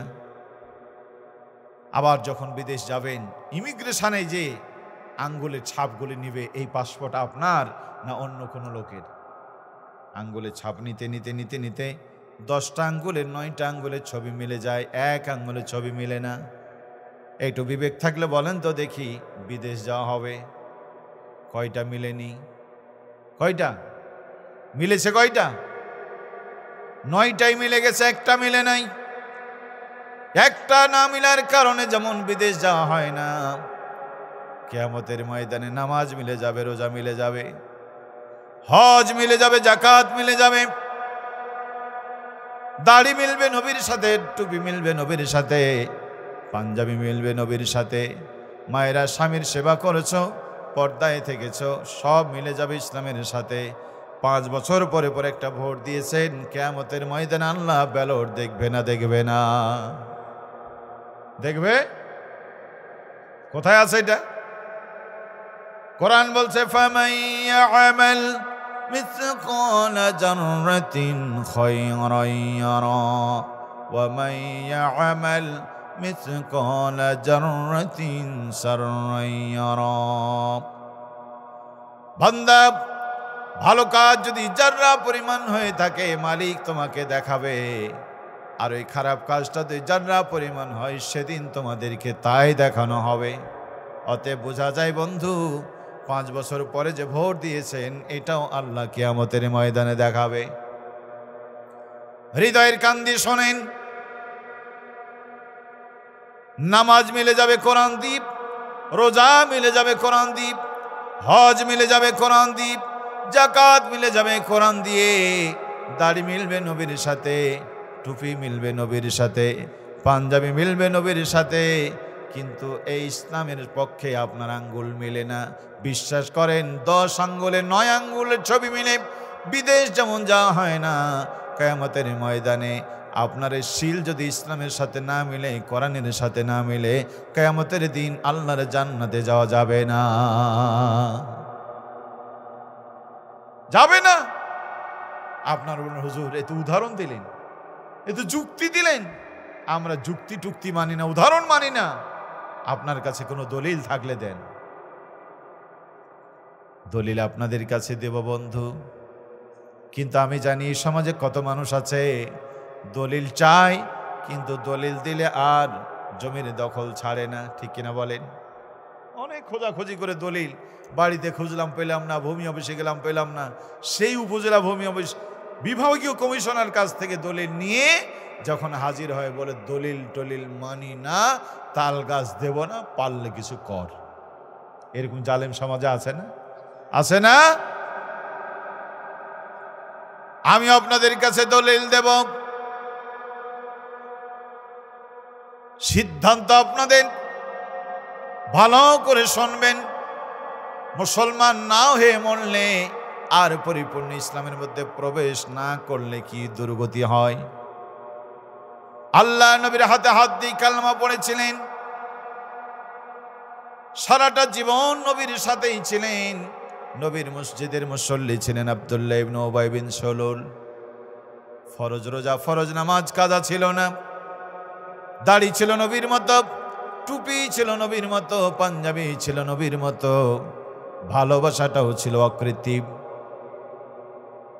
বদরের যুদ্ধের পরে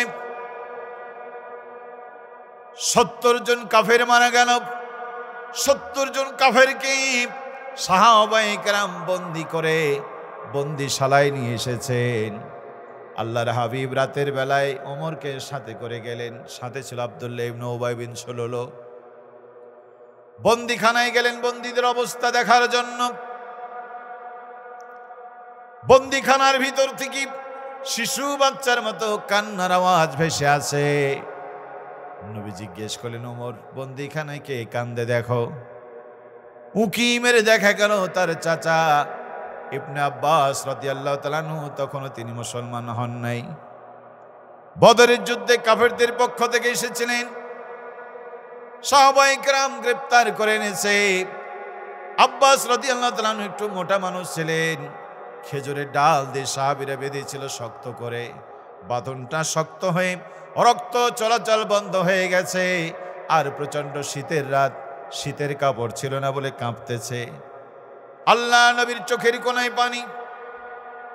হে আব্দুল্লাহ ইবনে উবাই বিন সলুল, বিশ্ব নবীর চোখের কোনায় পানি দেখে নিজের জুব্বাটা খুলে নবীর হাতে দিয়ে বলেন, ইয়া রাসূলুল্লাহ, ইয়া হাবিবাল্লাহ, আমি জানি আপনার চাচার কষ্ট দেখে আপনার কষ্ট হয়, আপনার চোখের পানি আমি সইতে পারি না। নবী, আমার জুব্বাটা আপনার চাচাকে দিয়ে দেন, আপনার চাচা শীত নিবারণ হবে।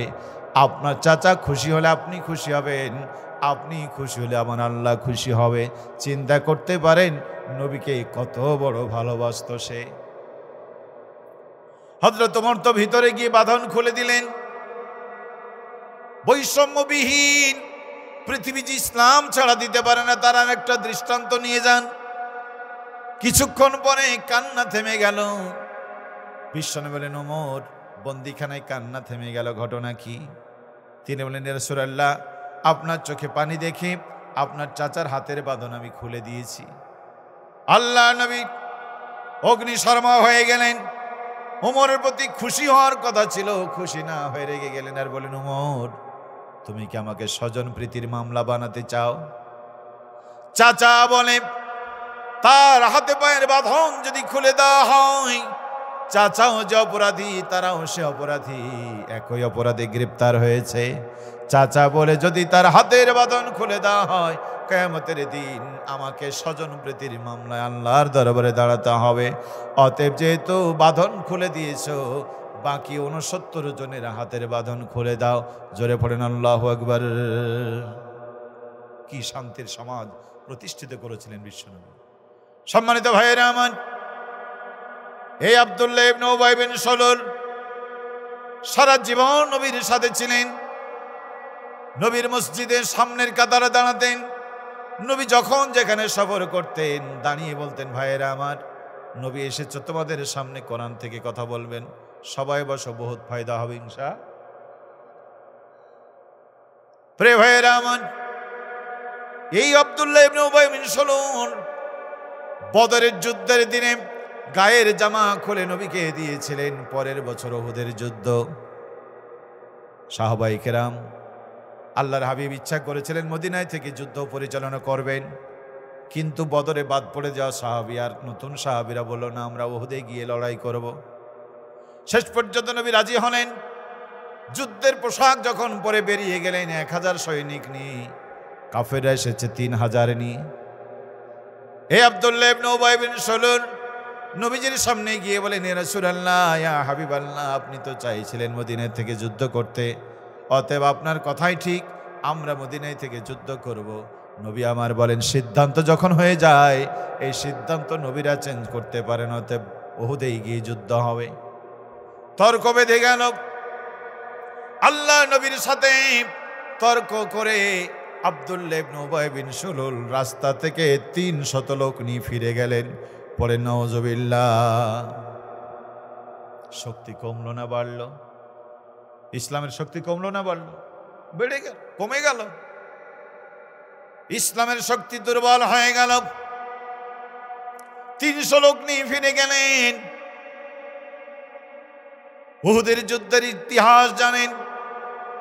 ওই যুদ্ধে ৭০ জন মুসলমান শহীদ হলো। আমির হামজার বুক ফেড়ে কলিজা বের করে চিবিয়ে চিবিয়ে খেয়েছিল। আল্লাহর হাবিবের দন্দান মোবারক শহীদ হয়ে গেল। মাথার উপর এমন করে পিটিয়েছে, লোহার টুপি ভেঙে মাথার ভিতরে ঢুকে গেছে। নবী আমার রক্তক্ষরণ হয়ে বেহুশ, টান দিয়ে গর্তের ভিতরে ফেলে দিয়েছে। ওরা বলে দিয়েছি, কুতিলা মুহাম্মদ, মুহাম্মদ শেষ হয়ে গিয়েছে, মরে গিয়েছে। সাহাবায়ে কেরাম যুদ্ধ বিরতি দিয়ে দিয়েছে। ওমরের মতো মানুষ অধৈর্য হয়ে গেছে, নবী পৃথিবীতে বেঁচে নাই, কার জন্য লড়াই করব, কার জন্য সংগ্রাম করব। হযরত আবু বকর এসে বলেন, ওমর পাগলামি করো না, ওমর ভুলে যেও না, ওমা মুহাম্মাদুন ইল্লা রাসূলুন কদ খালাত মিন কাবলিহির রাসূল। মুহাম্মদ সাল্লাল্লাহু আলাইহি ওয়াসাল্লাম একজন রাসূল, পূর্বেও রাসূলরা এসেছিল, তারাও চলে গিয়েছে। অতএব নবী যদি মারা যায় অথবা শহীদ হয়ে যায়, আমরা কি দিন থেকে ফিরে যাব নাকি? কি সব পাগলামি শুরু করেছো? নবীও মানুষ, তারও মরণ আছে। কদ খালাত মিন কাবলিহির রাসূল আফাইম্মাতা আও কুতিলান কালাবতুম আলা আকাবিকুম। নবী যদি আজকে শহীদ হয়ে যায় অথবা তিনি যদি মারা যায়, আমরা কি তাহলে আগের দলে চলে যাব? নেতা নাই বলে আমরা চলে যাব? না না না, নেতা তো লাগবেই, কিন্তু নেতা যদি না থাকে, কোরআন থাকবে যতক্ষণ, কোরআনের সাথে আমরা থাকবো ততক্ষণ। ঠিক কি বলেন? সম্মানিত ভাইয়েরা আমার, হে আব্দুল্লাহ ইবনে উবাই বিন সুলুল মুসলমানদের কেমন ভাবে ভেঙে দিয়েছিল। ওমরের মতো মানুষ শস্ত্র ফেলে দিয়েছিল। নতুন করে আবার নতুন করে সাহাবায়ে কেরাম দাঁড়ালো। আপনারা জানেন, তারা প্রথমত মেরে বিদায় হয়ে গিয়েছিল, পরে চিন্তা করলো ওদেরকে আর রেখে এসে লাভ কি, নতুন করে আক্রমণ চালাতে আসলে নবী আমার ওই সময় ডাকলেন, ও সাহাবীরা কে কোথায় আছো, শক্তি সঞ্চয় করে উঠে দাঁড়াও, কারণ মরে গিয়ে লাভ নাই, যতক্ষণ বাঁচবে দিনের আন্দোলন থাকবে, মরে যদি যাও আল্লাহ তোমাদেরকে বিনা হিসাবে জান্নাত দিবেন। বলেন ঠিক কিরা? সাহাবায়ে কেরাম নতুন উদ্যম নিলেন, কারণ সাহাবীদের জীবনের মূল টার্গেট ছিল আল্লাহর জান্নাত। সাহাবীদের জীবনের মূল টার্গেট ছিল আল্লাহর মাগফিরাত। জান্নাত আর মাগফিরাত মিলবে আল্লাহর দ্বীনের পথে চললে। বলেন ঠিক কিরা? ইয়াগফির লাকুম যুনুবাকুম ওয়া ইদখিলকুম জান্নাত। আল্লাহ পাক বলছেন, আল্লাহ যখন খুশি হয় জীবনের গুনাহ মাফ করে দেয়, জান্নাতে প্রবেশ করায়। আর মুমিন যতদিন জান্নাতে না যাবে, মুমিনের সফলতা হতে পারে না। হাফেজ হলেন, কারি হলেন, হাজি হলেন, গাজী হলেন, মেম্বার হলেন, চেয়ারম্যান হলেন, এমপি হলেন, মন্ত্রী হলেন, ছেলেরা ব্যারিস্টার বানালেন, ইঞ্জিনিয়ার বানালেন, জান্নাত যদি না হয় বন্ধু, মুমিন জীবনের সফলতা আসবে না। ফামান যুহজিহা আনিন নার ওয়া উদখিলাল জান্নাতা ফাকাদ ফাজ। কোরআন বলছে, জাহান্নাম থেকে বেঁচে জান্নাত পেয়েছে যারা, সফল হয়ে যাবে তারা। জাহান্নাম থেকে বেঁচে জান্নাত পেয়েছে যারা, সফল হয়ে যাবে তারা। এই জান্নাত পাওয়ার 100% গ্যারান্টি নামাজের ভিতরে নাই, রোজার ভিতরে নেই, হজের ভিতরে নেই, দানের ভিতরে নেই। 100% গ্যারান্টি আল্লাহ জিহাদের ভিতরে দিয়েছেন। জোরে জোরে পড়েন মারহাবা। কি ঠিক না? এই আমল তো সেই আমল। আল্লাহ পাক বলছেন, ইয়া আইয়ুহাল্লাযীনা আমানু হাল আদুল্লুকুম আলা তিজারাতিন তুনজিকুম মিন আযাবিন আলীম। ঈমানদারেরা, এমন একটা ব্যবসার কথা বলবো না যে ব্যবসা করলে কঠিন আযাব থেকে তোমরা বেঁচে যাবে। তুমিনুনা বিল্লাহি ওয়া রাসূলি, আল্লাহ এবং নবীর প্রতি অবিচল আস্থা। ওয়া তুজাহিদুনা ফি সাবিলিল্লাহি বিআমওয়ালিকুম ওয়া আনফুসিকুম, তোমাদের জান দিয়ে মাল দিয়ে তোমরা জিহাদ করলেই তোমরা বেঁচে যাবে। আপনারা বলবেন, হুজুর কোন ব্যবসার কথা বলেন? যে ব্যবসা করতেই সে ইব্রাহিম আলাইহিস ইসলামকে আগুনে যাওয়া লেগেছে, যে ব্যবসা করতেই সে মুসা আলাইহিস ইসলামকে ঘর ছেড়ে চলে যেতে হয়েছে, যে ব্যবসা করতে এসে আইয়ুব আলাইহিস ইসলামকে 18টা বছর পরীক্ষা দিতে হয়েছে, যে ব্যবসা করতে এসে ইয়াহিয়া আলাইহিস ইসলামের কল্লাটা কেটে নিয়ে গেছে, যে ব্যবসা করতে এসে জাকারিয়ার মাথায় করাত, যে ব্যবসা করতে এসে বিশ্বনবীকে ঘর ছাড়া, যে ব্যবসা করতে এসে আমির হামজার বুক চিড়ে নিয়েছে, যে ব্যবসা করতে এসে শাহেদ কুতুবকে ফাঁসি দিয়েছে, যে ব্যবসা করতে এসে আল্লামা নিজামীকে ফাঁসির মঞ্চে দিয়েছে, যে ব্যবসা করতে এসে আল্লামা সাঈদীকে 13টা বছর জেলখানায় রেখেছে, যে ব্যবসা করতে চেয়েছিল যারা জেল জুলুম হুলিয়া হামলা মামলার শিকার হয়েছিল তারা, আল্লাহ পাক বলছেন গোলাম যালিকুম খায়রুল লাকুম ইন কুনতুম তা'লামুন, বুঝে যদি থাকো এই মরা এই জীবন দেওয়াটাই তোমাদের জন্য কল্যাণ। ঠিক করে বলেন, এই মরণ নয়। ওয়ালা তাকুলু লিমান ইউকতালু ফি সাবিলিল্লাহি আমুত, আল্লাহ পাক বলেন গোলাম আমার রাস্তায় জীবন দেয় যারা তাদেরকে তোমরা মৃত বলো না। এই রাস্তা সেই রাস্তা যেখানে জীবন দিলে আল্লাহর কাছে মরেও তারা মরে না, আল্লাহর কাছে তারা রিজিক প্রাপ্ত। আল্লাহু আকবার। ভয় পাওয়ার কোনো কারণ নাই প্রিয় ভাইয়েরা আমার। কোরআন বলছে ওয়াকাইম মিন নাবিয়্যিন ক্বাতালা মাআহু রিব্বিউন কাসীর ফামা ওয়াহানু লিমা আসাবাহু ফি সাবিলিল্লাহ। ও নবী, নবীর মন খারাপ করো কেন? নবী, তোমার আগে কত নবীরা দিনের পথে চলতে গিয়া আমার বড়ত্ব ঘোষণা করতে গিয়া কোমর পর্যন্ত পুঁতে দিয়েছে, লোহার চিরুনি দিয়ে শরীর থেকে গোশতগুলি খুলে নিয়েছে, করাত দিয়ে জীবন্ত মানুষটাকে ফেলে দিয়েছে, এরপরও তারা মন খারাপ করেনি। ওয়ামা দাউফু ওয়া মাস্তাকানু, মন মরা হয় নাই, বাতিলের সাথে আপোষ করে নাই। আব্দুল কাদের মোল্লা আমির হামজার সাথে না হয় বিশ্ব নবী ছিল, হানজালার সাথে না হয় নবী ছিল, খুবাইব বিন আদির সাথে না হয় নবী ছিল। নবী ইন্তিকালের 1.5 বছর পরে আব্দুল কাদের মোল্লার সাথে নবী ছিল না, কিন্তু ছিল কোরআন, ছিল জীবন্ত নবীর ইতিহাস। বলেন ঠিক কিনা? ক্ষমা চাইল না, প্রাণ ভিক্ষা চাইল না, হাসতে হাসতে ফাঁসি রশিতে চলে গেল।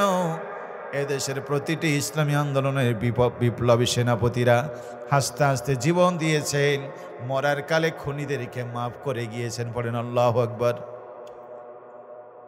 আলী হাসান মোহাম্মদ মুজাহিদ আপনজনদেরকে ডেকে বলেছিলেন, শোনো, আমার বিরুদ্ধে যারা সাক্ষ্য দিয়েছে, আমার বিরুদ্ধে যারা মামলাতে এসেছে, এরা অধিকাংশ গরিব মানুষ, অর্থের লোভে পড়ে অথবা ক্ষমতার পুলিশের ভয়ে তারা আমার বিরুদ্ধে অভিযোগ দিয়েছে, সাক্ষ্য দিয়েছে। আমি তাদেরকে মাফ করে দিলাম, তোমরাও তাদের মাফ করে দিও। পড়েন আল্লাহু আকবার। এরপরও তোমরা তাদেরকে জঙ্গি বলবা, এরপরও তাদেরকে সন্ত্রাসী বলবা। তোমার মতো সন্ত্রাসী, তোমার মতো বিবেকহীন আল্লাহর কাছে নিচে একটাও নাই। ঠিক কি বলেন? ওমা দাউফু ওয়া মাস্তাকানু, দুর্বল হয় নাই। 13টা বছর জেল খেটে নন্দিত মুফাসসির বেরিয়ে আসলেন। কি সুন্দর হাসি, মুখের হাসি দেখি বোঝা গেল কোরআন কত সত্য। বাতিলের আক্রমণে মন খারাপ করে নাই, হাসি দিল। জালেমরা তাকায় দেখলো সর্বনাশ। যে হাসি দিয়েছে কর্মীরা দেখলে উজ্জীবিত হবে, আমাদেরকে দেশ থেকে পালাতে হবে, তাই তো তারে মেডিকেলে নিয়ে ইঞ্জেকশন পুশ করে মেরেছে, কিন্তু দিনের আন্দোলন ঠেকাইতে তারা পারে নাই। বলেন ঠিক কিরা? আল্লাহু ইউহিব্বুস সাবিরিন, আল্লাহ পাক বলেন আমি ধৈর্যশীলদের সাথে থাকি। ওয়া মা কানা কাওলাহুম ইল্লা আন ক্বালু রাব্বানা গফির লানা যুনুবানা ওয়া ইসরাফানা ফি আমরিনা ওয়া সাব্বিত আকদামানা ওয়ানসুরনা আলাল কওমিল কাফিরিন। আল্লাহ পাক বলেন তাদের কোনো কথা ছিল না, তাদের কথা ছিল একটাই, রব ক্ষমা করে দাও। দিনের পথে চলতে গিয়ে বাড়াবাড়ি হয়েছে, ভুল হয়েছে, মাফ করে দাও মালিক। দিনের পথে এসেছি, পা মজবুত করে দাও, কাফেরদের বিরুদ্ধে বিজয় দাও। এই বিজয় না হওয়া পর্যন্ত আমরা ঘরে ফিরবো না। বলেন ঠিক কিনা? আল্লাহ পাক বলেন শোনো তাদের অবস্থাটা কি হলো। আল্লাহ পাক বলছেন শোনো, ফাতাহুমুল্লাহু সাওয়াবাদ দুনিয়া ওয়া হুসনা সাওয়াবিল আখিরা আল্লাহু ইউহিব্বুল মুহসিনিন। ফলে তারা দুনিয়াও পেয়ে গেল, আখিরাতও পেয়ে গেল। আল্লাহ মুহসিন ব্যক্তিদেরকে বড়ই ভালোবাসেন, বলেন আল্লাহু আকবার। কাজে এই পথে থাকার দরকার আছে না নাই? পরিপূর্ণ ইসলাম গ্রহণ করে মুসলমান যদি হতে হয়, দিন কায়েমের এই উত্তপ্ত ময়দানে থাকতে হবে। এর বাইরে গেলে ইসলামও থাকবে না, ঈমানও থাকবে না। ঠিক কিনা বলেন? আর পরিপূর্ণ ইসলাম না আনলে যেটা হয় সেটা বলছিলাম, আব্দুল্লাহ ইবনে উবাইবের কথা। এত বড় বিপর্যয়, 70 জন সাহাবী শহীদ হন, নবীর দন্দান গেল। আমির হামজার বুক ছিঁড়ে কলিজা চিবিয়ে চিবিয়ে খেলো। বন্ধুরে, এই লোকটা নামাজ ছিল, রোজা ছিল, হজ ছিল, যাকাত ছিল, সব ছিল, কিন্তু ভিতরে ভিতরে কাফের বেঈমানদেরকে রাজনৈতিক সহযোগিতা দিয়েছিল। ঠিক কিনা বলেন? নবীর হাতে হাত দিয়ে কালমা পড়ার কারণে আল্লাহর নবী তার জানাজা দিয়েছিলেন। নিজের জুব্বাটা খুলে তার গায়ে পরায় দিয়েছিলেন। সাহাবায়ে কেরাম বলেছিলেন, ইয়া রাসূলুল্লাহ, যার জন্য এত বড় বিপর্যয়, আপনি তাকে জুব্বা দেবেন? আল্লাহর হাবিব বলেন, ওমর, ভুলে যেও না, তুমিও সেদিন ছিলে। চাচা ইবনে আব্বাসকে দেখে যখন আমার চোখে পানি এসেছিল, এই লোক তার নিজের জুব্বা খুলে আমাকে দিয়েছিল, আমি সেদিনের ঋণ আমি পরিশোধ করে দিলাম। পড়েন আল্লাহু আকবার। নবীজি গিয়ে দেখেন তার মুখটা খোলা, মুখ লাগাতে পারে না। বিশ্বনবী তার মুখের লালা নিয়ে তার ঠোঁটের সাথে লাগাই দিলেন। মুখটা নরম হলো, আস্তে করে চাপ দিলেন, মুখটা লেগে গেল। নবী আমার জানাজা দিলেন, নবী আমার দোয়া করলেন, আল্লাহ পাকের হাবিব, ইস্তাগফির লাহুম আও লা তাস্তাগফির লাহুম, দোয়া করো আর না করো নবী সমান। যদি তুমি তার জন্য 70 বার দোয়া করো নবী, আজকে দোয়া কবুল হবে না। কোন অপরাধে নবীর দোয়া কবুল হবে না? কোন অপরাধে নবীর জুব্বা কাজে লাগছে না? কোন অপরাধে নবীর থুতু কাজে লাগছে না? নামাজ কাজে লাগছে না, রোজা রাখছে না? একটাই মাত্র কারণ, আল্লাহর নবীর দল থেকে বেরিয়ে যে কাফের বেঈমানের সাথে মনসম্মতি দিয়েছিল, নামাজ রোজা ছিল মসজিদে, আর রাজনৈতিক সহযোগিতা ছিল জালেমের সাথে। এর কারণে যদি আব্দুল্লাহ ইবনে উবাই বিন সলুলের নামাজ রোজা হজ যাকাত কাজে না লাগে, নবীর জানাজা নবীর দোয়া যদি কাজে না লাগে, আপনাকেই বলছি বন্ধু, আপনাকেই বলছি, আপনিও নামাজ পড়েন, রোজা রাখেন, হজ করেন, যাকাত দেন, আপনার টুপি দাড়ি পাঞ্জাবি ইসলামের সাথে মিলে, নবীর সাথে মিলে, কিন্তু আপনার রাজনৈতিক সহযোগিতা যদি ইসলামের সাথে না মিলে, আপনার স্লোগান যদি ইসলামের সাথে না মিলে, আপনার দলের কর্মসূচি যদি ইসলামের সাথে না মিলে, কিয়ামতের ময়দানে আপনাকেও আব্দুল্লাহ ইবনে উবাই বিন সলুলের সাথে উঠা লাগবে। মান তাসাব্বাহা মিন কওমিন ফাহুয়া মিনহুম, যার সাথে যার মিল হবে হাসরের মাঠে তাকে তার সাথে উঠতে হবে। ঠিক কিনা বলেন? আজকের মতো শেষ কথা বলি, মুসলমানেরা, চলে যেতে হবে, এই জীবনের শেষ আছে না নাই? জন্ম হয়েছে যেদিন, মরণের খবর এসেছে যেদিন, তাকাই দেখেন কেউ নাই, ভুখতে নাসর নাই, সাদ্দাদ নাই, কারণ নাই, ফেরাউন নাই, নাই নবী ইব্রাহিম, নাই নবী মুসা, নাই নবী বিশ্বনবী মুহাম্মদ সাল্লাল্লাহু আলাইহি ওয়াসাল্লাম। ঘরের দিকে তাকায় দেখেন দাদাও নাই, বাবাও নাই। একদিন আপনি আমিও থাকবো না। ঠিক কিনা বলেন? বরফ খেয়েছেন আপনারা? বরফ, আইসক্রিম খাননি? আইসক্রিম যখন কালকে দেখবেন আইসক্রিমওয়ালা আসে, আইসক্রিমের ভিতরে একখান খড়ি থাকে। কি থাকে? এই খড়ি নিয়ে বা কাঠি নিয়ে ছেলেরা দাঁড়িয়ে থাকে বা মুখে দেয়। বাক্স থেকে যখন আইসক্রিম বের করে, যতক্ষণ বাক্সের ভিতরে থাকে আইসক্রিম তখন ঠিক থাকে। বাক্স থেকে যখন বের করে, ফোটায় ফোটায় ফোটায় ফোটায় গলতে থাকে, গলে গলে গলে গলে যখন শেষ হয়ে যায়, ওটা মুখে দিলেও গলে, বাইরে ধরে থাকলেও গলে গলে যখন শেষ হয়ে যায়, হাতে কি থাকে? কাঠি। কত দাম? কত দাম? দাম আছে এটার? এটার আর কোনো দাম নেই। এই কাঠি কেউ ঘরে আনে না। মায়েরা, বোনেরা, যুবকেরা, তরুণেরা, আমরা যতদিন মায়ের পেটে ছিলাম, আমরা আমাদের হায়াতটা মোটামুটি ঠিক ছিল।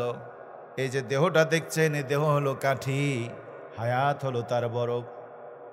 আপনাদের ইমাম সাহেব দেহটা হলো কাঠি, হায়াত হলো তার বরফ।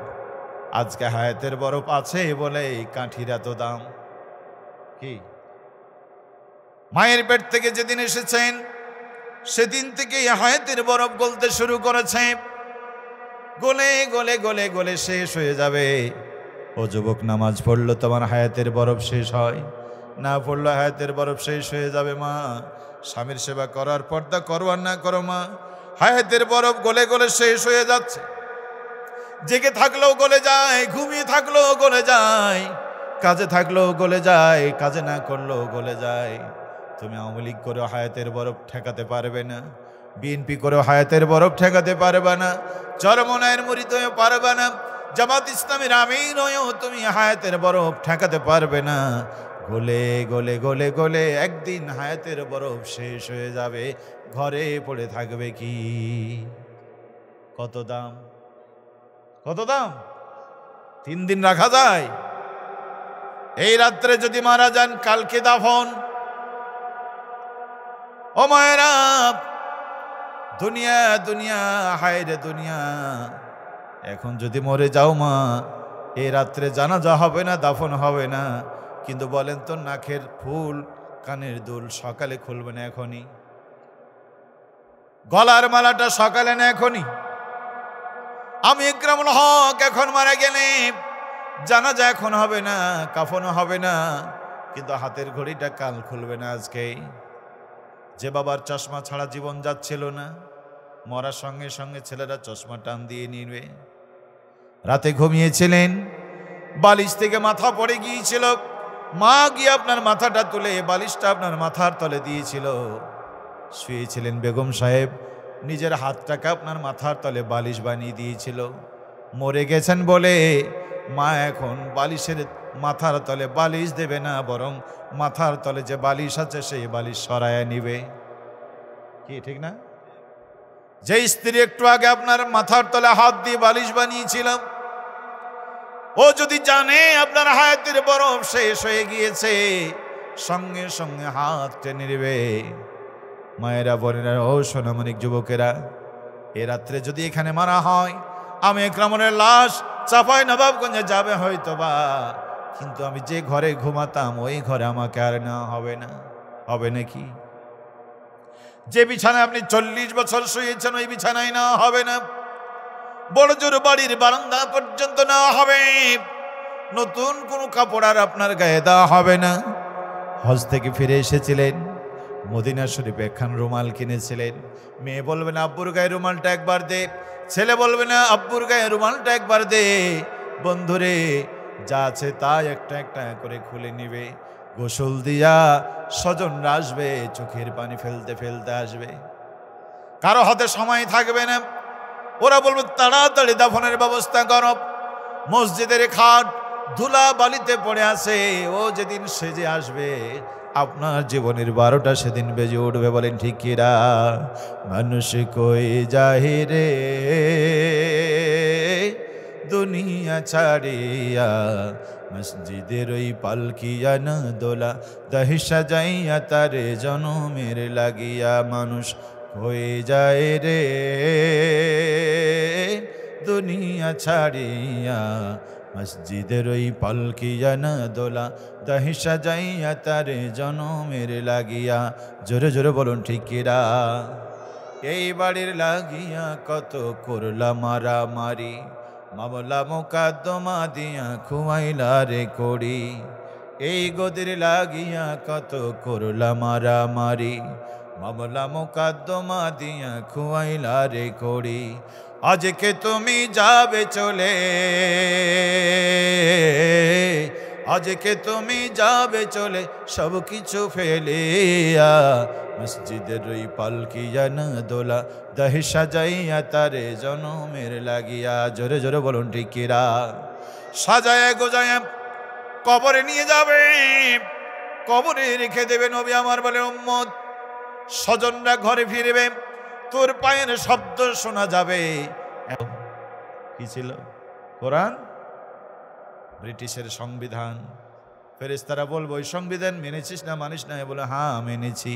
ফেরেশতারা বলবো আইন মেনেছিস মানুষের? মরার পরে সে বলছিস বেটা আমি আল্লাহর আইন মেনেছিস, মাথা ফাটাই দিব। ঠিক কিনা বলেন? এক প্রশ্নে হেরে যাবেন। বন্ধুরে, আল্লাহর আইন মেনেছি এই কথা যদি বলতে হয়, আর রাষ্ট্রে কোরআনের সংবিধান কায়েমের দরকার আছে না নাই?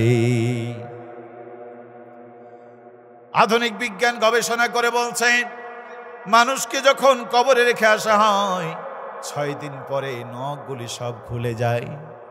9 দিন যেতে না যেতে মাথার চুলগুলি সব পড়ে যায়। 17 দিনের মাথায় পেটটা ফেটে যায়, পোকা মাকড়ের খাদ্য পরিণত হয়। 60 দিন যেতে না যেতে শরীরের সব গোস্তগুলি পড়ে কঙ্কালটা পড়ে থাকে। 90 দিন যেতে না যেতে শরীরের সব জোড়গুলি খুলে যায়। 6 দিন পরে নখ খসে যাবে, 9 দিন পরে চুল। 6 দিন পরে নখ খসে যাবে, 9 দিন পরে চুল। কবর গাহের সামান আনিতে কইরো না কেউ ভুল। কবর জায়গা ভালো নয়, আমল দিয়ে কবর গৃহ সাজিয়ে নিতে হয়। ঠিক কিনা বলেন? 17 দিন পরে পেট ফেটে পোকার খাদ্য হবে। 60 দিন পরে গোস্ত রবে না, কঙ্কাল পড়ে রবে। 90 দিন পরে হাড়গুলো সব আলাদা হয়ে রয়। কবর জায়গা ভালো নয়, আমল দিয়ে কবর গৃহ সাজিয়ে নিতে হয়। জোরে জোরে বলুন ঠিক কিনা? অতএব ওই দিন আসার আগে আমাদের মুসলমান হতে হবে। ওই দিন আসার আগে ঈমান মজবুত করতে হবে। ও মায়েরা বোনেরা, কার আশায় বসে আছো? নবী আমার বিশ্ব নবী মেয়েকে ডেকে বলতেন, মা ফাতেমা, কলিজার টুকরা মা, আমল করো, আমল করো, আমল করো মা। কিয়ামতের ময়দানে হাসান হুসাইন পরিচয় দিয়ে বাঁচবা না, আলীর পরিচয় দিয়ে বাঁচবা না, নবীর কন্যা বলে বাঁচবা না। নিজের আমল করো, আমল করো। বংশ মর্যাদা দিয়া কিয়ামতের দিন বাঁচানো যাবে না। বাঁচতে যদি হয় পরিপূর্ণ ইসলাম গ্রহণ করে পরিপূর্ণ মুসলমান হয়ে মরো, আল্লাহর জান্নাত হাতছানি দিবে। বলেন ঠিক কিনা? ফাতেমাকে যদি এই কথা বলে, আপনি কোথায় আমি কোথায়, কে শুনে কার কথা? জাতি কানে আঙ্গুল দিয়ে বসে আছে। কানে আঙ্গুল দিয়ে নূহ আলাইহিস সালাম 950 বছর ডেকেছিলেন, জাতি শুনতো না, কানে আঙ্গুল দিয়ে বসে। আজও জাতি কানে আঙ্গুল দিয়ে বসে আছে। আজান হয় মসজিদে 5 বার, যায় না একবার, এমন মানুষ আছে না? 40 বছর ধরে আজান শুনে মসজিদে যায় না। আমরাও জাতিকে 53 বছর ডেকেছি, আসো জাতি কোরআনের আইন কায়েম করি, সৎলোকে শাসন প্রতিষ্ঠা করি। জাতি কানে আঙ্গুল দিয়ে বসে আছে। উদ্দেশ্য হলো জাতি দেখবেও না, শুনবে না। দেখবেন জুমার দিন কত লোক যায় সবার শেষে, আসে সবার আগে। উদ্দেশ্য কি? ও শুনবো না, ও মানবো না। ও রমজান কাছাকাছি না কি ভাই? রোজা কাছাকাছি না? এক লোক গিয়ে হুজুরকে জিজ্ঞেস, হুজুর রোজা রাখতে হবে কখন? হুজুর বলছেন রমজানের চাঁদ দেখবেন যখন। লোকটা চিন্তা করলো, আমি চাঁদও দেখবো না, রোজাও। 3 দিন চলে যায়, লোকটা মাথা উঁচু করে না, রাস্তায় চলে, ডানে বামে তাকায় না, মাথা তোলে না। পাড়ার লোকেরা মনে মনে ভাবে, কিরে আমাদের গ্রামে সলিমুদ্দিন লোকের জানলা দিয়ে উঁকি মারা ছাড়া তার জীবন কাটে না, আর 3 দিন ধরে ডানে বামে তাকায় না, মাথাও তোলে না। কোন পীরের দরবারে গেল? আসলে কি পীরের দরবারে মরিদ হয়েছে, না কেউ শয়তানের মরিদ হয়ে বসে আছে? চাঁদ দেখবে না। সেদিন ছিল হাটের দিন, বাড়িতে ছিল কুরবানির পশু, স্ত্রী কুরবানির গরুকে পানি দেয় নাই। রেগে মেতে বালতি হাতে করে পুকুরে পানি আনতে গেছে। ও মা, পুকুরে পানি আনতে গিয়ে দেখা আকাশের চাঁদ এখন পানিতে ভাসে। বালতি ফেলে লাঠি এনে স্ত্রীকে পিটানো শুরু করেছে। পাড়ার লোকেরা এসে বলছে, কি হলো কি হলো? বলে, ওর জন্য আমার সব শেষ হয়ে গেল। হুজুরের কাছে ফতোয়া নিয়েছিলাম রোজা রাখতে হবে কখন, হুজুর বলেছে চাঁদ দেখবেন যখন রোজা রাখবে। আমি 3 দিন চাঁদ দেখিও নাই, রোজাও করিনি। এখন যেহেতু চাঁদ দেখে ফেলেছি, এখন তো আমার রোজা রাখাই লাগবে। কি ঠিক না? এই সমাজে কত মানুষ আছে কোরআন শুনতে চায় না। ওরা কোরআন শুনতে চায় না, ওদের ধারণা শুনলেই বোধহয় মানতে হবে। এই জন্য কানে আঙ্গুল দিয়ে বসে আছে। নূহ আলাইহিস সালাম 950 বছর ডেকেছিলেন, রাতেও ডেকেছিলেন, দিনেও ডেকেছিলেন, জাতি শুনত না। 5টা মিনিট আমি কথা শেষ করব, কষ্ট হয়েছে তো। কোরআন বলছে, লাহুম জাআলু আসাবিআহুম ফি আযানিহিম ওয়াস্তাগসাউ সিয়াবাহুম। এরপরে তার মাহফিল নাই, আছে নাকি? এরপরেই তো রমজান। আপনাদের আর বিরক্ত হতে হবে না, আজকেই আপনাদের জন্য আমার জন্য রমজানের আগে শেষ মাহফিল, কি ঠিক না বলেন? এই জন্য কষ্ট না করে 5টা মিনিট গভীর মনোযোগ দেবেন। নূহ আলাইহিস সালাম যখন ডাকতেন, জাতি লোকেরা কানে আঙ্গুল দিয়ে বসে থাকতো, চোখের সামনে পর্দা দিয়ে দিত, নবীর কথা শুনবেও না, দেখবেও না। এইভাবে নূহ আলাইহিস সালাম 950 বছর ডাকলেন, মাত্র 80 জন লোক ঈমান এনেছে, বাকি লোকেরা ঈমান আনলো না। বরং জাতি ঐক্যবদ্ধ হয়ে গেল, নূহকে আর কথা বলতে দেওয়া হবে না, নূহকে আর মিটিং মিছিল করতে দেওয়া হবে না, নূহর নাগরিক অধিকার কেড়ে নেওয়া হবে, রুহুর রাজনৈতিক অধিকার কেড়ে নেওয়া হবে। বাংলাদেশে কত দল, কত রাজনৈতিক দল, কত হিন্দু, খ্রিস্টান, বৌদ্ধ, কত দলের লোকেরা রাজনীতি করে। এদেশের আলেমরা রাজনীতি করতে পারে না, তাদের নিবন্ধন আজও বাতিল হয়ে আছে, বলেন ঠিক কিনা? অপরাধ কি? সকল ক্ষমতার মালিক তারা আল্লাহকে মানার অপরাধে তাদের রাজনৈতিক নিবন্ধন বাতিল করে গিয়েছিল স্বৈরাচার, দলটাকে নিষিদ্ধ করে দিয়েছিল স্বৈরাচার। ইনসাফের প্রতীক দাঁড়িপাল্লা ছিল তাদের দলীয় মনোগ্রাম, সেখান থেকেও তাদেরকে বঞ্চিত রাখা হয়েছে। আল্লাহকে সকল ক্ষমতার মালিক মানার অপরাধে যে দলের নিবন্ধন বাতিল হয়, যারা বাতিল করেছো, তওবা যদি না করো, এমন অবস্থায় মারা গেলে তোমাদেরকে জাহান্নামে যাওয়া লাগবে, ঠিক কি বলেন? আল্লাহকে সার্বভৌমত্বের মালিক মানো না, কিসের নামাজ পড়ো তুমি, কিসের রোজা রাখো তুমি? তোমার এই নামাজ রোজা লোক দেখানো রাজনীতি বাঁচানো নামাজ, ঠিক কিনা বলেন? কথা বলতে দেবে না নূহকে ওরা। যুবকদেরকে লেলিয়ে দিয়েছে পাথর মান, আল্লাহ নবীর গায়ে পাথর মারতে মারতে বেহুশ হয়ে গেছে নবী। সম্মানিত ভাইয়েরা আমার, কেউ কেউ ভাবলো নূহ মরে গেছে, চলো যাই। কতক্ষণ পরে জ্ঞান ফিরল। নূহ আলাইহিস সালাম বলে, রব্বুল আলামিন এদের জন্য একটা কিছু করো। আল্লাহ পাক বলে, নূহ রে, তুমি যতই যাও বলো না কেন, এই লোকেরা নতুন করে আর কোনোদিন ঈমান আনবে না। এই জাতির কপালে ঈমান নাই। আমার নবীর গায়ে হাত তুলেছে যে জাতি, এই জাতির কপাল আমি জ্বালাই দিয়েছি। নূহ আলাইহিস সালাম ওই অবস্থায় দোয়া করলেন, রব্বি লা তাজার আলাল আরদি মিনাল কাফিরিন দাইয়ারা মালিক। যারা তোমাকে মানে না, দিন মানে না, এদের দুনিয়ায় বেঁচে থেকে লাভ না, এদেরকে শেষ করে দাও। কোরআনুল কারীমের এই দোয়া প্রমাণ করে, যারা আল্লাহর আইন মানে না, এই পৃথিবীতে বেঁচে থাকার অধিকার তাদের নাই। উমরের ছেলে আল্লাহর আইন লঙ্ঘন করেছিল কয়টা? একটা, মদ পান করেছিল। একটা আইন লঙ্ঘন করার কারণে পিটায় তাকে দুনিয়া থেকে বিদায় করে দিয়েছে, ঠিক কি বলেন? আল্লাহ পাক বলেন, নূহ রে, তোমার দোয়া কবুল। একদিকে তুমি নবী, আর একদিকে তুমি মাজলুম।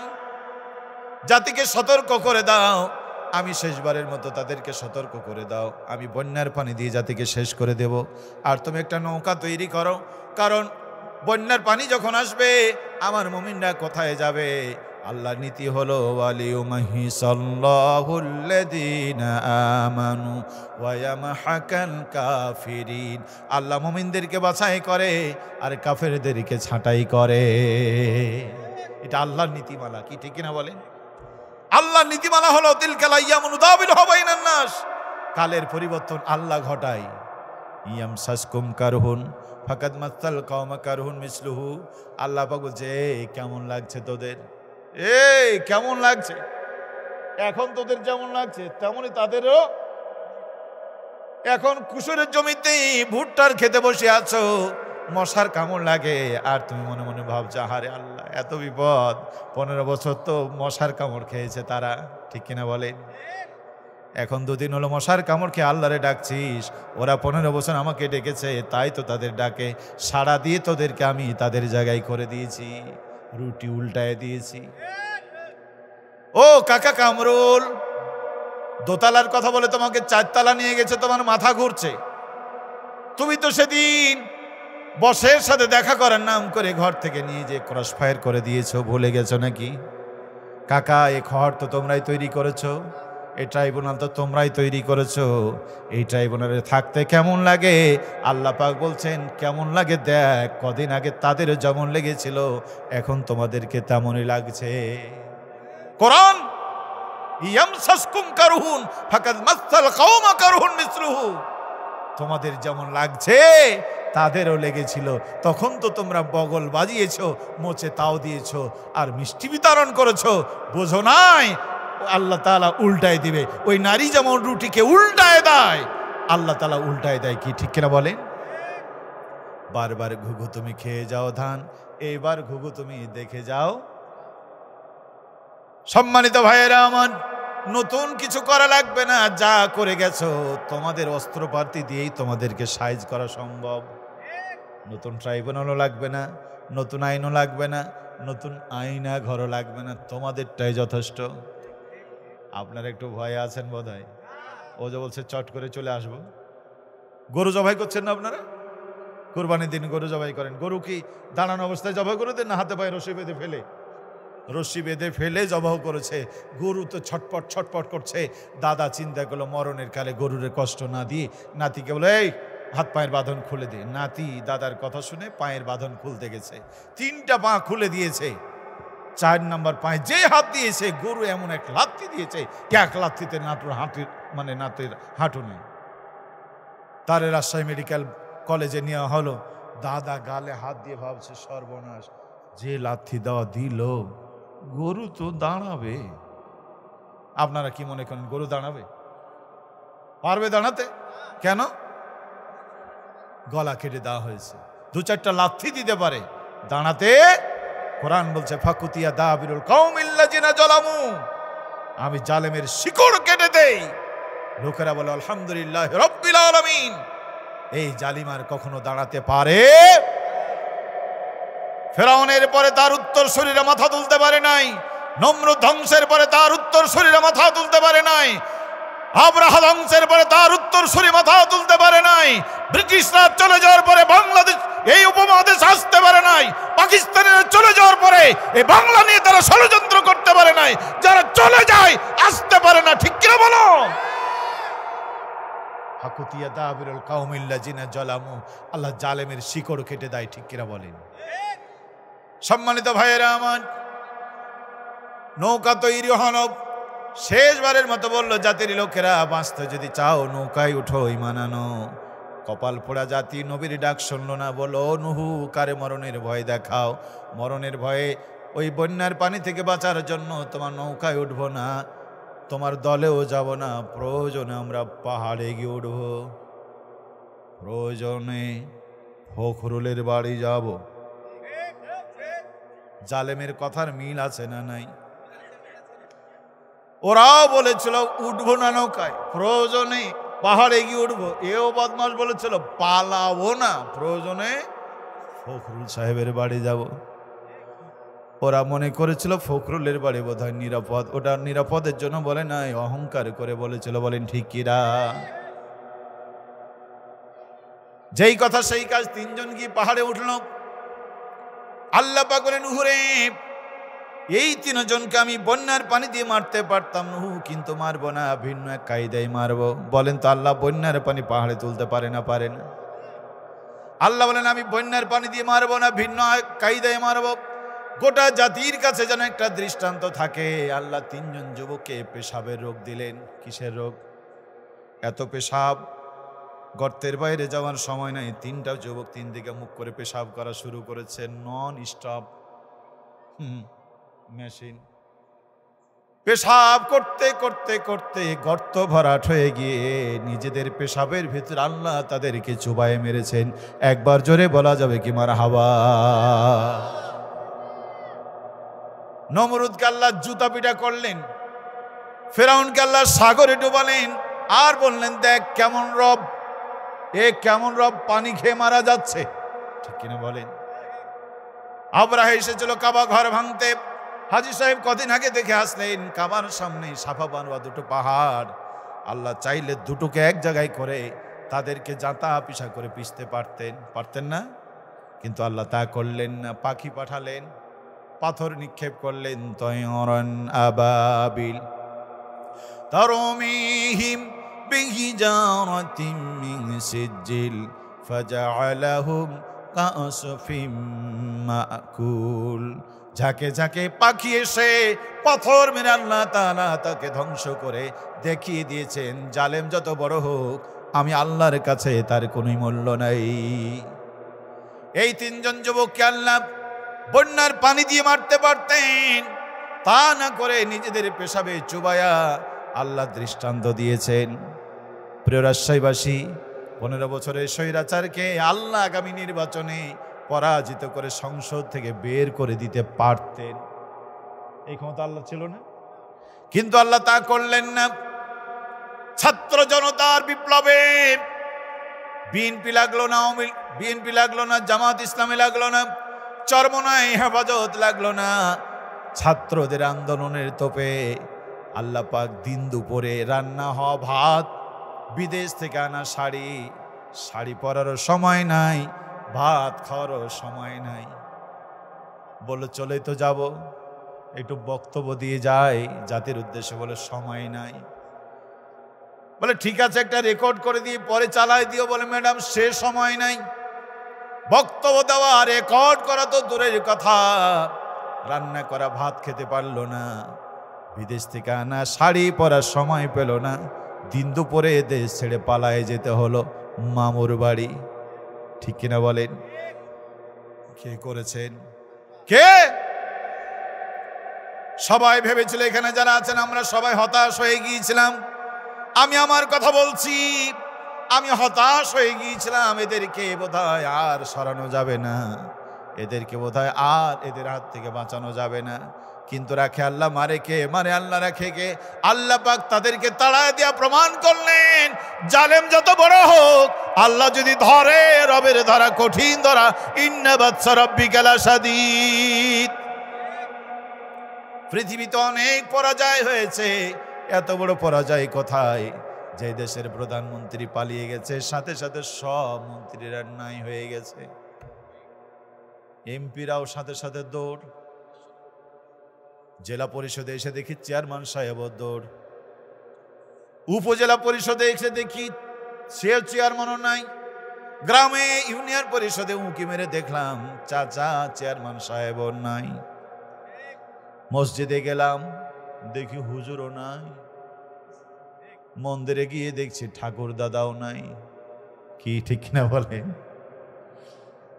সম্মানিত ভাইয়েরা আমার, কোরআন বলছে ফামা বাকাতা আলাইহিমুস সামাউ ওয়াল আরদ, না আকাশবাসী কেঁদেছিল, না জমিনবাসী কেঁদেছিল। কানু মুনজারিন, কাঁদবে এমন কোনো পরিবেশ ছিল না। জালেমের পতন হলে এভাবে হয়, জালেমরা যখন শেষ হয়ে যায় তাদের পক্ষে কথা বলার কেউ থাকে না। ঠিক কি বলেন? এই জন্য কোরআন বলছে ইয়া আয়াতুহান নাফসুল মুতমাইন্না ইরজিই ইলা রাব্বিকি রাদিয়াতাম মারদিয়া। রে বান্দায় ফিরে আয়, ফাদখুলি ফি ইবাদি, আমার সালিহিন বান্দাদের সাথে আয়। ওয়াদখুলি জান্নাতি, জান্নাতে চলে যা। জান্নাত যদি পেতে হয় জান্নাতি কাফেলায় শরীক হওয়ার দরকার আছে না নাই? ওয়ালা তামুতুন্না ইল্লা আনতুম মুসলিমুন, মুসলমান না হয়ে মরো না। আমরা কি মুসলমান হতে চাই? কথা বলেন, হতে চাই? উদখুলু ফিস সিলমি কাফা, পরিপূর্ণ ইসলামের মধ্যে প্রবেশ করো। ওয়ালা তাত্তাবিউ খুতুওয়াতিশ শয়তান, শয়তানের বদমাশি করো না, শয়তানের দলে দল করো না, শয়তানের স্লোগানে স্লোগান দিও না, শয়তানের মার খাই তুমি মার খাবি না, শয়তানের দলের সাথে তোমার দলকে মিলাই দিও না। আমি আল্লাহ তোমাকে ডেকে ডেকে ডেকে ডেকে জান্নাতে দেব। আসুন ভাইরা, সে জান্নাতের পথে চাই। মরণ আমাদের আসবে, এই দেহটা পোকার খাবার হয়ে যাবে।